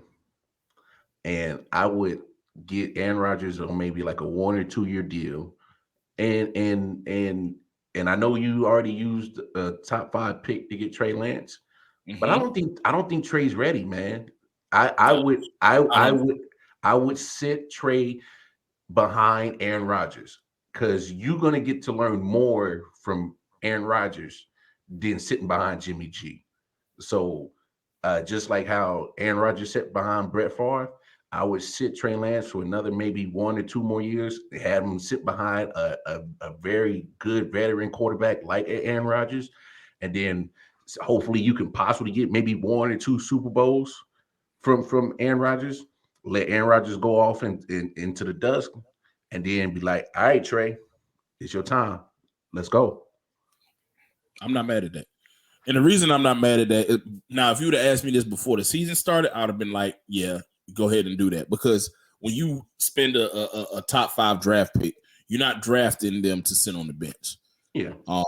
But after seeing Trey Lance, he's raw. Like, it's simple real as that. raw. Like, Real raw. He's raw, man. He's not ready. And that's why Jimmy G got back. When he got back healthy, he was the starting quarterback. Because regardless of what he's not, which I think is a starting quarterback in his league, he was better than a completely straight out of North Dakota State quarterback than the Trey Lance, who had some physical ability, but is not ready to take on those defenses that the NFL throwing. So I'm not even mad at that. I think they gotta let Jimmy G walk. But I think somebody else is coming in. I don't think this is the Trey Lance. The reason why I don't think so is because those boys are still talented on both sides of the ball. They still got Debo, who is a difference maker. Oh my God. That defense is still good. And I don't think you give it to Trey Lance now and let him possibly miss those years of opportunity. I think you bring in somebody like, Aaron and possibly make a couple, Super Bowl runs. And then when he's ready, A-Rod can go off in the sunset, walk into the Hall of Fame, and then Trey Lance, he's seasoned now. He understands the offenses. He's been in this playbook. He comes in, does his thing, and you just continue that legacy. Right now, he's not the guy. It's funny you say that, Zoe, because in today's league in NFL, you go get your quarterback in the top 5 pick, and you feel like you have to put him on the field. Sometimes it benefits a player to sit back and learn the ins and outs about certain things of the NFL. Yeah. Because we see that only your physical attributes can only take you so far, especially at quarterback position. Quarterback position, you got to have not only the physical, you got to have some Joe Burrow mental in you too. You know what I'm saying? You got to have more than just your ability to throw the ball. You got to be able to think quick, because you got 2 to 3 seconds to make a real decisive decision before you get your head blown off. You got to make sure you're reading the right reads. You got to be able to manipulate with your eyes. Like, it benefits you to learn that from a good veteran quarterback and learning that from them, watching them, being in that quarterback room and picking their brain. Like, what did you see here? Because I'm seeing this, but what did you see? You know what I'm saying? You can't just physically outdo everybody in the NFL. That could work maybe in the Big 12, in the Pac-12. Not in the NFL. It don't work like that. It could work when you got a team that's I guess on the way up, and your quarterback. I mean, you gonna lose anyway, and your quarterback just happen to be your strongest link, and everybody else got to catch up. I get that. But when your everything else is popping, when the defense is good, you got skill positions, you got an O line, but your quarterback is the weakest link. Nah, you don't throw the rookie in for him to be the weakest link and think he gonna learn like that, because you built the win at this moment, and San Francisco's built the win. They can't have a rookie quarterback trying to learn when they built the win. So I think they got they got their guy at the wrong time, and if he ain't ready, then it's gonna be unfortunate for them, because they got a starting quarterback who is ready, but his ceiling ain't high. Yeah, according to some people. I mean, Debo seems to believe him. John Lynch believes in him too. But so I mean, I kind of want to give him another shot, to be honest. If you can't get A-Rod or Russell Wilson, I think you keep going with Jimmy G. And Lance just gonna have to keep learning, and you ain't got to throw him out there. Yeah, I hear you. I'm not mad at that take at all, because my thing is like, it's not like obviously Jimmy G can get you to the Super Bowl. He did it. Obviously Jimmy G can get you to the NFC Championship. He did it. But you said it right on the head, man. He has a ceiling. There were certain parts in that. Matter of fact, there's a whole playoff run that the 49ers had. There was a couple of times Jimmy was close to giving up some games. Giving the game away. Yeah. And so, if you can get one of those big names out there, maybe hell, if I'm not mad if San Francisco takes a shot and see what's with Deshaun's case. You know what I'm saying? Let's not forget Deshaun's still sitting out there. That'll be real. Love to see Deshaun Watson playing football. The crazy thing is, Houston just paid that man $10 million to be a DNP all season. All season. He could have played. They chose not to deal with that Pandora's box, and I get it. I understand it.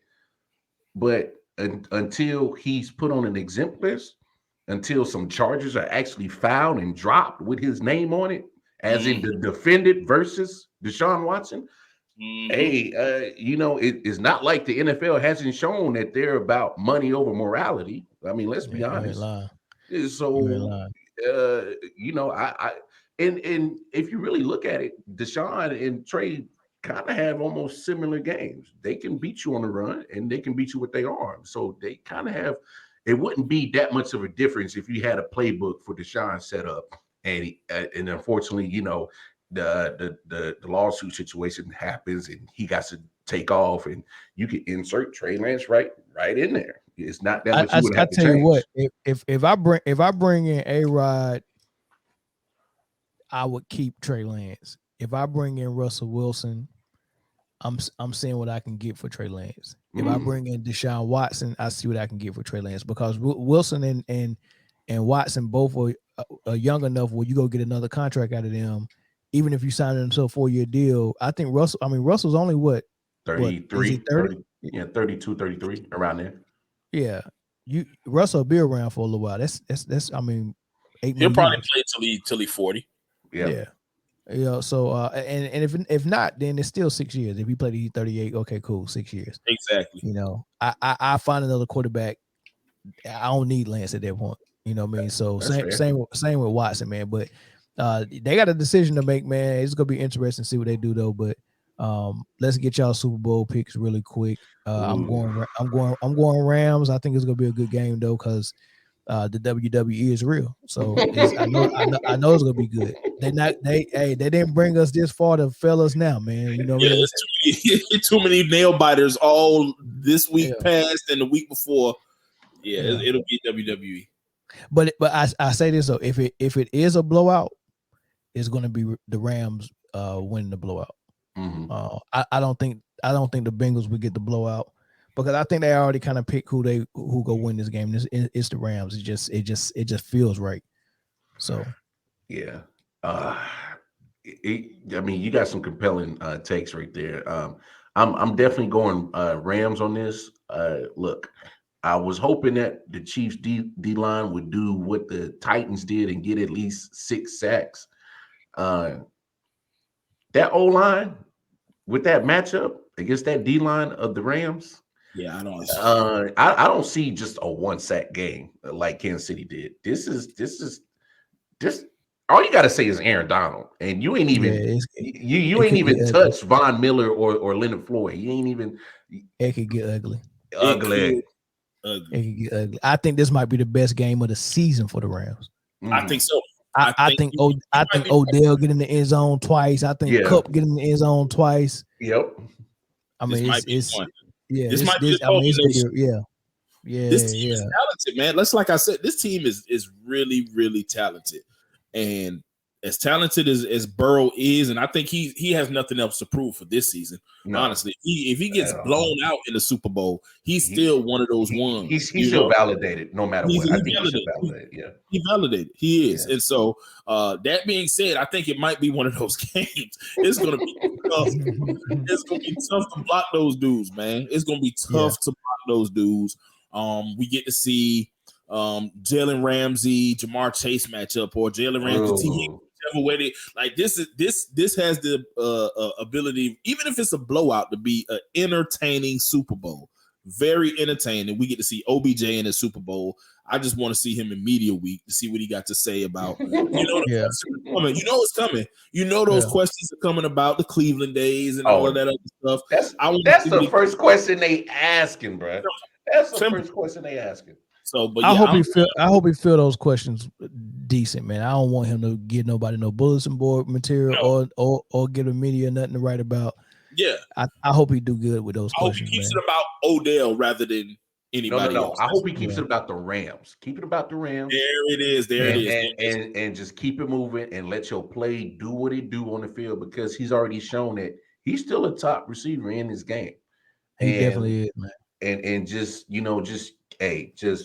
even if he got to do the Marshawn, I'm just here so I don't get fined. Do that. Are y'all excited to see Tupac at halftime do California Love with Dr. Dre? Confession, it's actually gonna be me up there. I'm the hologram. Yeah. Man, I'm interested to see the whole little lineup with Snoop and Dre and Mary J. And Kendrick. That's a dope lineup, bro. That's a dope Super Bowl lineup. I mean, it wasn't like the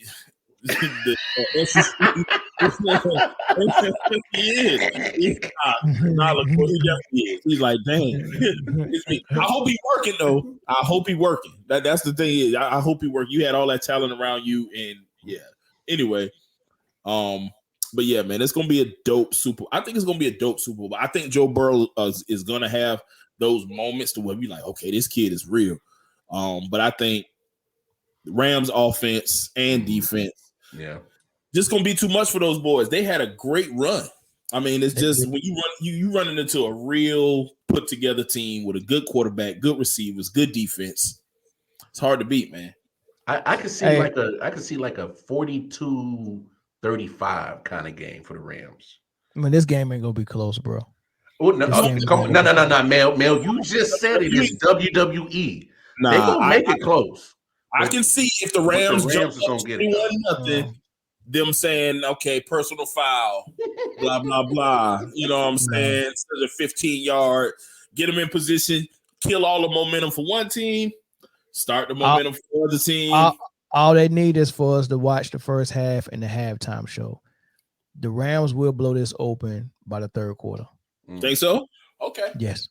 That's fair. It'll be blown over by the third quarter. They'll keep us interested all the way to the halftime, and halftime show will be a lot of Illuminati and imagery and a whole bunch of crazy stuff. It's gonna be ridiculous. I expect the devil to show up on stage. I'm not gonna watch the halftime show.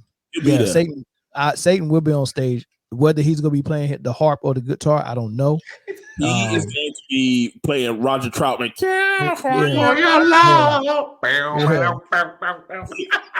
So he gonna be that one. Tupac over there with his shirt out. California, don't have a party. So stupid, man. But after Satan comes and picks his girl out of the crowd where he go spend the night with tonight, and he go about his way. Then the game will start in the third quarter, and the Rams will put it away by the middle of the third quarter. 2 touchdowns, 3. What you say? I mean, close game up to halftime, and then third quarter, of course, they go up probably 10, and then the Bengals go start trying too hard, and that's when the turnover go come and the sacks go come, and then they go up 17, and then by the end it's gonna be a slow blowout. It ain't gonna be like it was out of reach, but by the time the final seconds in, they would have been at least had a 3 touchdown lead at some point in the second half. It might not end up being a 3 touchdown game. They might score late or something like that, but yeah, it's gonna get up to 3 touchdowns sometime in the second half. Well, you talking like a 35-21 type of game. Something like that, yeah. And make sure you slide them lottery numbers to your boy. I'm trying to make it, dog. If it's 35-21, Mel, I'm flying to California. No, he didn't. Oh my God. Oh yeah, he. Hey, y'all already know what time I'm on. You know what time I'm on, man. Hey, so you should have seen this man send me this picture with this big ass Kool-Aid grin on his face, dog. like he had a pair of cheeks in his hand. He was like, "Don't give Mel a chance to talk about him winning. Don't give him a chance to talk about him winning. He's gonna let you know." Yeah. Hey, what can we bet on this? I need to find out what type of bets we can have this for the Super Bowl, man. I wanna. Do they got a bet on Odell getting 2 or 3 touchdowns? I take those out. I just saw a dude who picked both scores correctly for both championship games. Yeah, he won almost like 600,000. I saw that, man. Almost. Guess how much he put down? He put like $20 down, man. $20. Oh wow. $20 and he won $500,000. Yeah. Wow. That's an easy flip. I need to find something like that. Hey, so we got about 15 minutes left before we hit the top of the 2-hour mark. So this is where we go. No, not the loud pack. Now we already smoked that, man. It's all good. Smoke the loud pack. Yeah. That's what it's called. The all-star starting 5 for both sides, man. Oh yeah. And I like it. The controversy is they voted in Wiggins, and people didn't think that was a good vote. Like, where else you going to go, Luka? You can't. You just can't. Like Luka is shooting horribly from the field and from 3. Like he's just as good as he's been lately. Like he's been better lately. And Dallas as a team, I think, has been better lately. But I'm not mad at Wiggins. I'm not mad at the Wiggins pick because Golden State was a godsend. What did you say, Mel? Golden State is where you go to learn how to play good basketball. Yeah. And that's what he's been doing. He's there and he's learning how to play good basketball. I think it was before they got KD, Harrison Barnes was playing good basketball. Yeah. You just that's a good comparison. You just played good basketball. He got there and he played the way he's supposed to play. Yeah. Average what is he averaging? 22 a game on a team. And I think he's shooting about 40% from the 3 or better. I'm not mad at it.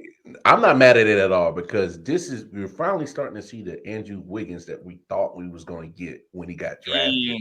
And this is kind of to my point where sometimes certain situations benefits a player.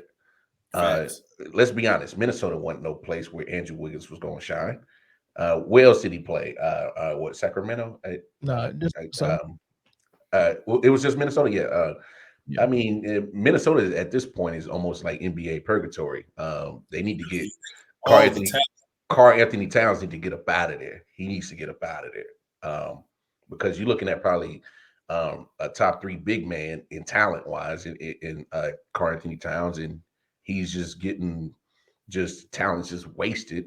I mean, he's almost at the point of Kevin Garnett situation where you just sitting with all that talent and it's not going to get you nowhere. I mean, Minnesota's not the spot. But no, look, all the people hating on Wiggins, just stop. I mean, name another player right now in the West that is doing what he's doing, and not only doing it, consistency with it. It's the and it's the consistency that I fan like. vote. It's the fan vote. Yeah. The fans voted him in, so the fans Well, he got a whole country in Toronto, in Canada behind him. I mean, it didn't work before. I'm just saying that don't hurt. That don't hurt. It didn't work. It didn't work before. And Luka got a whole country too, and he didn't get in. So this is my thing about Wiggins. First of all, I never thought Wiggins was underachieving in Minnesota. To be honest with you, You think it was just Minnesota?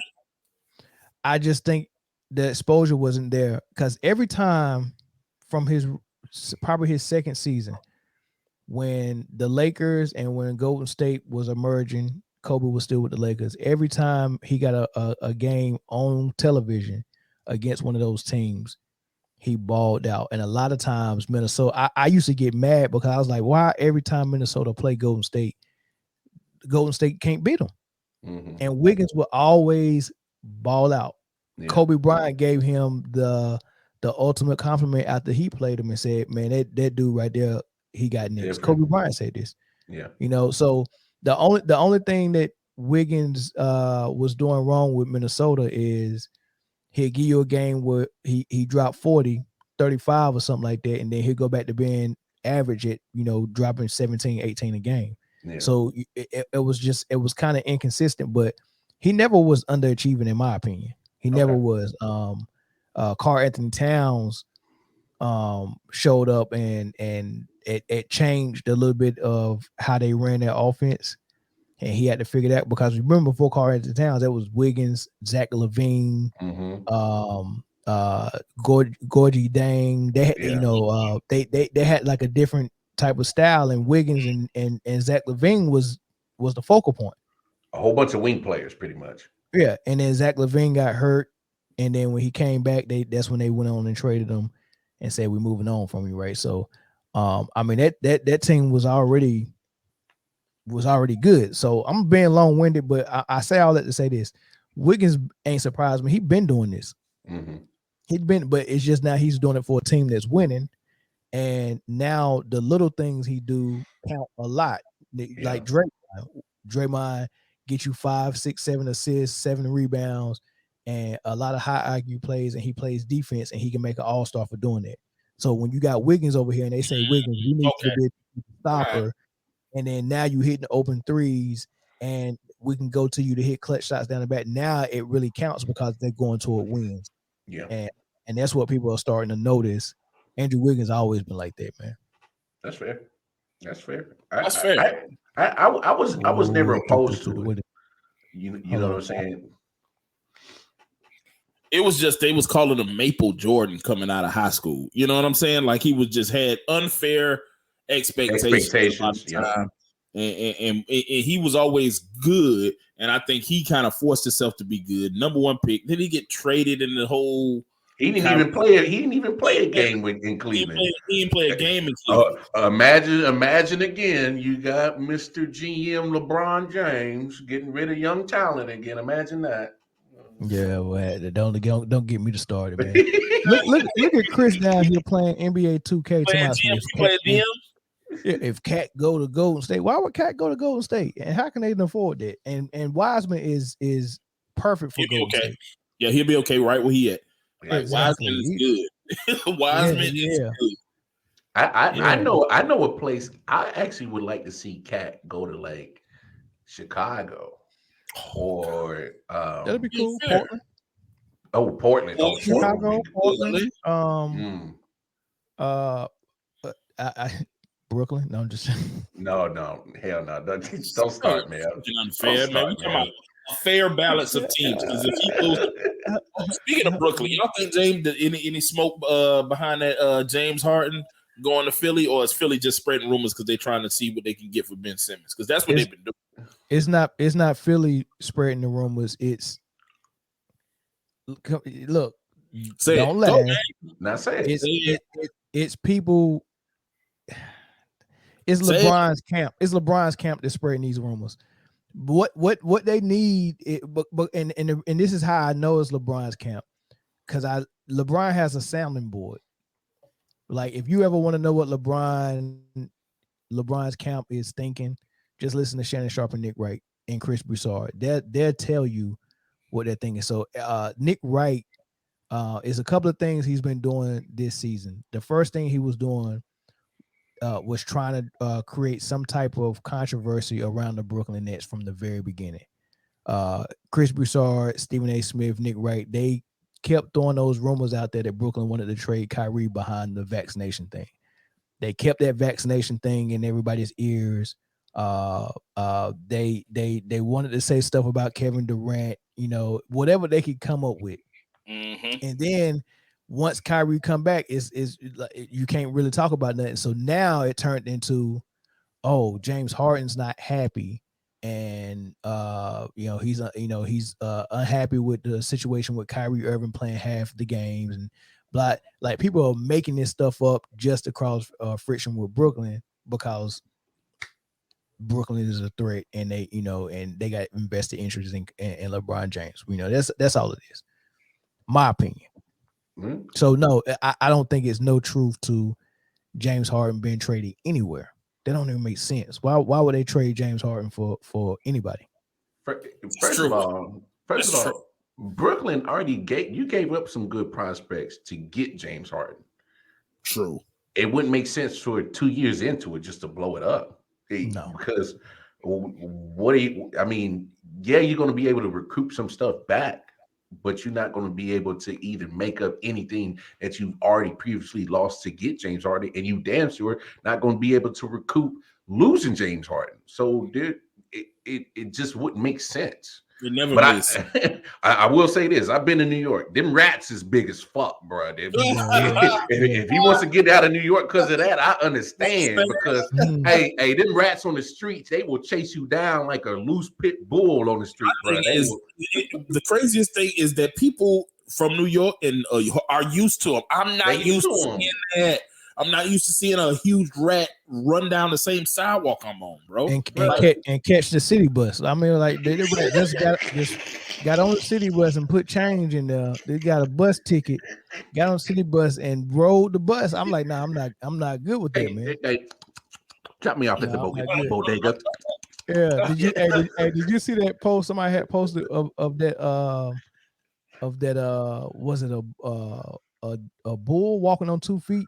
Walking into a hen house? You didn't see that? No, I did not see that, bro. So somebody had a camera, and it was like a hen, like a big cage hen area, and then there was a hen house inside the cage, and it was like 3 hens following. It wasn't a bull. What's small? It wasn't a donkey.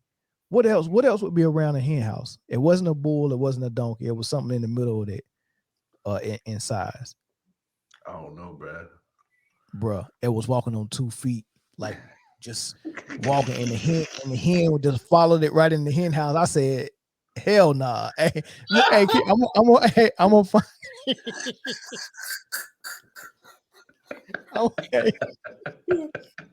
I thought somebody posted it, man. I seen it on Facebook. I thought it was a goat. It was a goat. Hold on, let me see if I can find it. I think it was a man down. I think y'all missed it, bro. Oh man, I might have missed y'all that. Missed it. If you see it, please tag me in it because I want to laugh at that shit. I'm about to find it right now. I'm about to find it right now. When I seen that junk, I said, man, heck nah, man. Ain't no way in the freaking world, man. Ain't no way in the world. A black walking on 2 feet. He walked straight into the daggone hen house, man. The hens was following him. Yeah, the hen was. First of all, I'm like, why? First of all, why is he walking like that? Is he trying to copy a human? And nah, bro, that junk was hilarious, man. Hold on, here we go, right here. Y'all think I'm playing? This ain't even the one I seen. The one I seen was even scarier. This one limping a little bit. It ain't nothing but the devil, dog. Yeah, nothing but the devil, man. I said, here we go, right here. Y'all ready? It's just why is he doing that? Why? Look at the hen.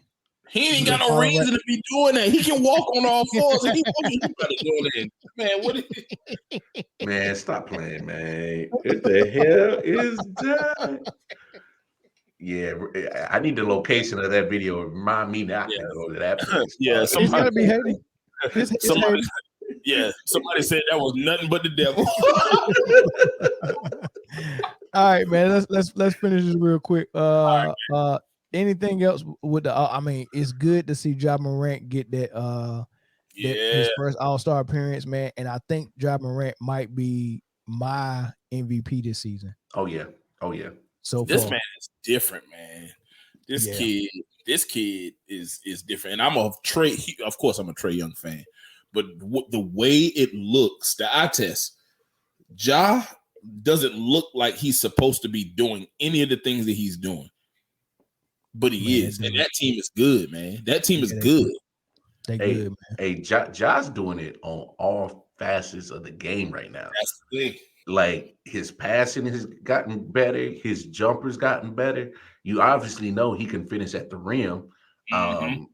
Bro, I've been loving his defense. Which is almost a lost start in the NBA. Like he's been having some good chase down blocks. He's not giving up a square inch on the court at all season. And if he can stay healthy, man, Memphis might be something dangerous, bro. Yeah, they are. They are going to be something dangerous. Yeah, I mean, I knew the jump was going to come. I just didn't know it was going to come this soon. What is this, Josh? Third year? Third year. I knew it was going to come. Like, he had all the tools, physically especially. I just wanted to see when the game was going to start to slow down for him. And it's doing that this year, man. That one slowing down. Yeah, it's going right now. Right now is that time. Yeah. A block like Bill Russell. He jumped up in the air and he pinned it against the goal, against the backboard. Man, like I was like, oh Lord, point guard? What are you doing, point guard? Like you, it's like D Rose and Iverson had a baby. And that's what it is. Except he also passes like Rondo. So I mean, it's like a real point guard. It's dangerous. It's hey, Ja Morant is doing what Russell Westbrook is supposed to be doing. Man, Westbrook. So man, don't get me started. So let's do this, right? 2 months ago, before, like the first or second week of the season, after watching 5 or 6 games, I was like, oh, I think I know who gonna make All-Star. And I did a video, and these were my predictions right here. I was right on Ja Morant. Right. Oh yeah, I remember this. This was real early. I was right. I was right. The court said Brian gonna be in the Memphis jersey next year. Look, I was right. I was right on Trey Young. So now we got to see if my reserves get in. Right? It ain't looking too bad, Mel. I'm looking at the reserves. Miles Bridges is gonna get in there. He's gonna get in there. Miles Bridges is gonna get in there. Melo Ball should definitely be in there. Yep. Jimmy Butler will probably be in there. The Heat, they're either the number 1 or 2 seed right now. Zach LaVine will get in there. He arguably could have been in there if they had DeMar DeRozan as a guard though, and he kind of play forward now. But I get them still having him as a guard. But if he wasn't as a guard, Zach LaVine might have been in already. Giannis will be there. I don't know if Julius Randle will be there. Nah, Randle won't be there. I think that's the DeRozan one right there. I picked LaVine, and I was wrong about that. It was DeRozan, but LaVine still might get in. LaVine is gonna get in. Yeah. So almost hit that head spot on, bro. Yeah, that's pretty good, man. It's not bad. It's not bad. I hate I missed on the DeRozan one though, man. Like it took, but I knew Brown wasn't gonna make it this year. It was gonna be Tatum. It wasn't gonna be both of them. You mentioned Miami Heat being number 1, so that means if anybody go get multiple players, it's gonna be Miami. So Bam might get in over Miles Bridges. Might get in over Miles Bridges, but I think if you take Randall out, then you can put Bam in there. You know what I'm saying? Because they're doing front court players. You know what I'm saying? I think you could slide Bam in there. But it's not bad though. Yeah. And Vucevic. I was wrong about that one. I should have because of injury though. He got hurt a large portion of the season though. Yeah. Like let me tell you this, man. I did not believe in the Chicago Bulls at all. Y'all can go back and look back. I did not think that they were going to do anything. I thought it wasn't going to work. It wasn't going to fit. boy, was I wrong. They Those hooping. boys, they They hooping. Hey, that Caruso injury might hurt though. Yeah, It will. might. It will. will. I think later on in the, Yeah. they're gonna need that guy, that type of guy. You need that for a championship. You need that type of guy. But they're getting the young fella back. I think the young fellow might be coming. He broke his wrist, right? And it was his non-shooting hand.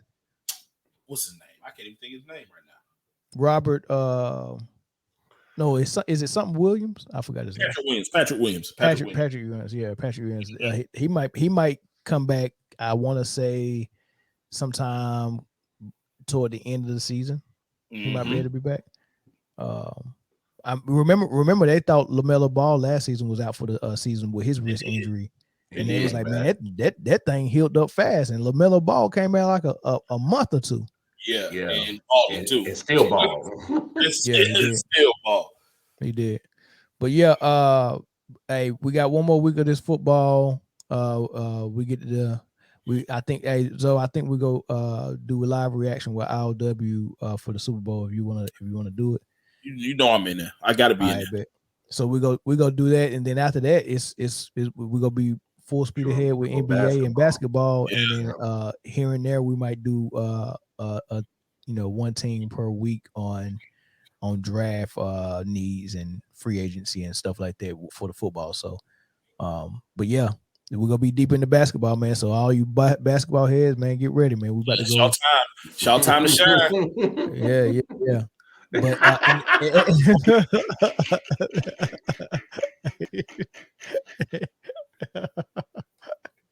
I wouldn't expect nothing less from old Melvin Wall.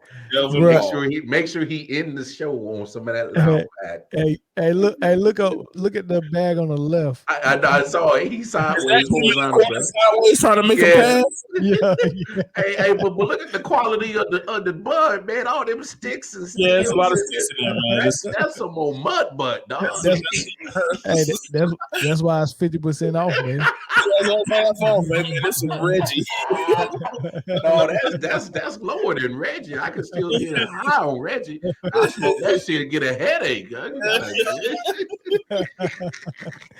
Oh my God, man. Y'all so stupid, man. Hey, so my apologies. I forgot to plug Sports Cave earlier before we went in. I was so mad about this Flores stuff, man. But definitely check out the Sports Cave. Sports Cave 310 on IG, and then sportscavetruck.com for the website, man, and order all that stuff. Like if you go to the link that's in our description box, it'll take you right to it. And then you can order whatever you want. You can order whatever you want, whether it's hats or whether it's any other sports merchandise, man. And let me get this Reggie over here so they can see my face. Yeah. All the things you see on my head and on Zoe's head and beyond and behind us, courtesy of the Sports Cave, man. You too could be this fly, man. So go ahead and go check them out. And then other than that, man, check us out on YouTube. I gotta tell Chris LaCour to go on YouTube. And he on there now, though. He on there now. Yeah. Hey, flash that belt one more time, champ. One more time, man. You got it. Yeah, go ahead. Hey, he was surprised that thing had some weight to it. Yeah, he tapped it early, and I could hear the solidness of it. Yeah. It's solid. It's solid. That's a dope gift, and I was hoping that anybody except for Mel won it. Man, I almost Florida recounted his ass and made some shit up, but I was like, nah, I'm gonna keep it honest. But we're gonna do that every year at IOW Sports, every football season. I was the inaugural champ. I didn't make myself a belt. I didn't want to be, too egotistical about it. But Mel, I passed the torch to Mel. But we'll figure out the details on all that. As a tradition. So the rest of the Man Now crew, I want y'all to be part of it.